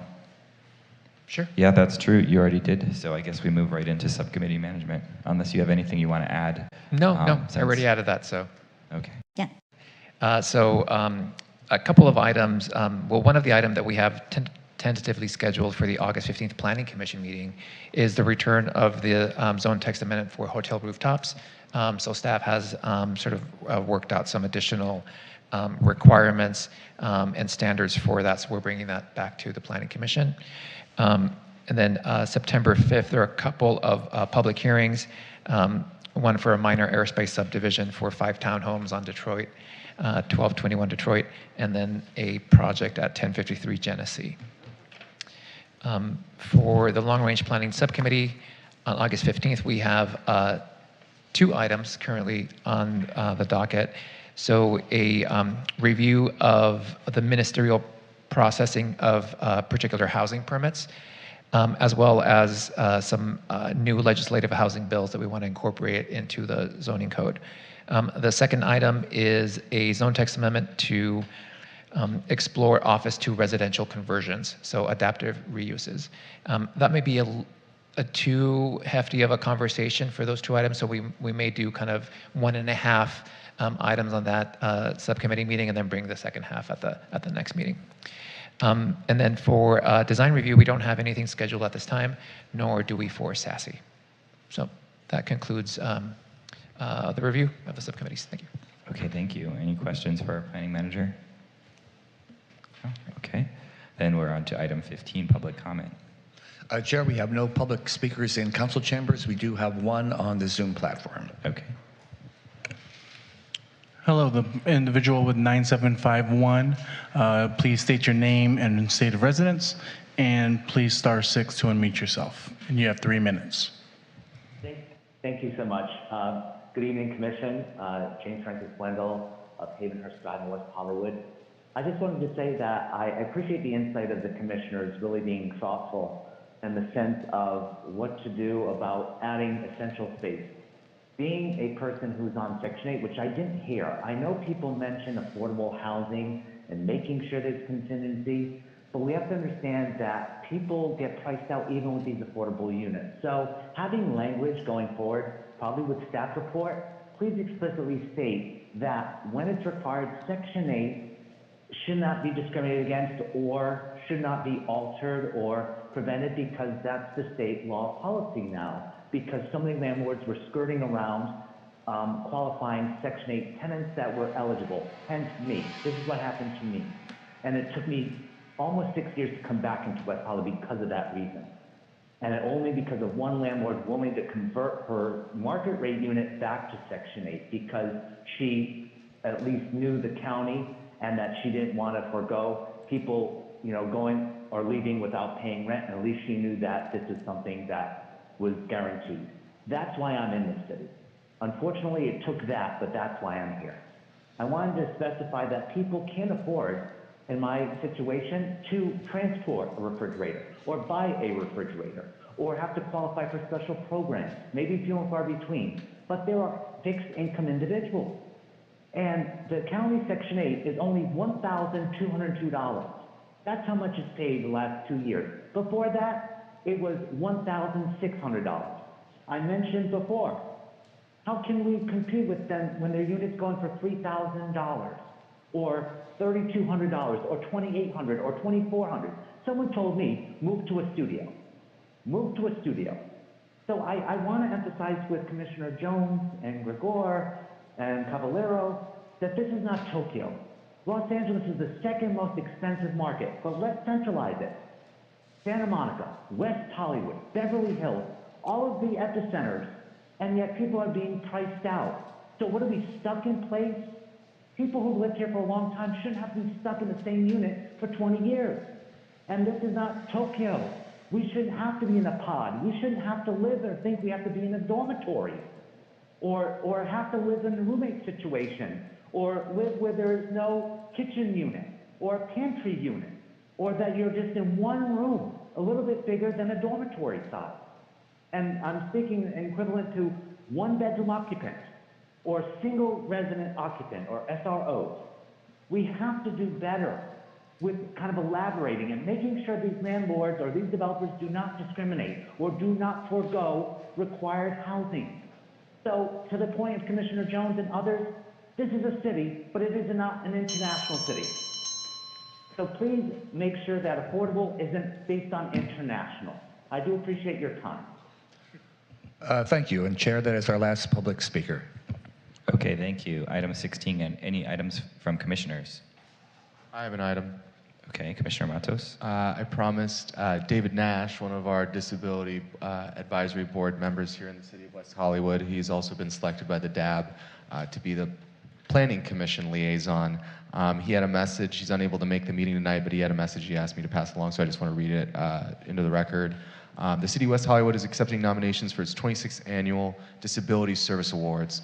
The virtual awards presentation will take place during Disabilities Awareness Month on Wednesday, October 23rd at 6 p.m. and will be broadcast live on WehoTV and on the city's YouTube channel. Members of the West Hollywood community are encouraged to nominate individuals, businesses, members of the media outlets, and nonprofit organizations that deserve special recognition for their work for people living with disabilities, including disability issues, attention to the ADA requirements, or advocacy. Nominations for this year's Disability Service Awards will be accepted until Friday, August 15th, 2024 at 5 p.m. Self-nominations are welcome. Honorees will be selected by the West Hollywood Disability Advisory Board. And that's all I have. Thank you. Commissioner Hoopengarner? Yes, I just wanted to apologize publicly to staff. Last meeting, I expressed my concerns about public meetings around developments being held at the same time as Planning Commission. I was given wrong information that the meeting that I thought was held the same night was actually held the previous night. So I wanted to apologize out loud to staff for bringing that up again. Thank you. Okay, thank you. Anyone else? No? Okay. Well then, I will adjourn this meeting to a regularly scheduled meeting on Thursday, August 15th, 2024 here at Council Chambers. Thank you.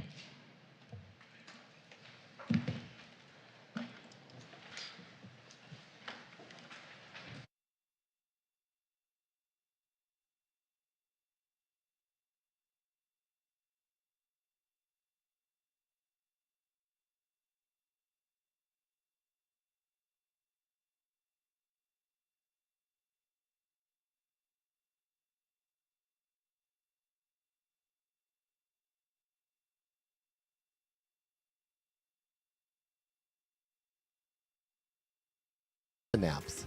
Lots of naps. So I adopted Winnie 9 years ago from an amazing organization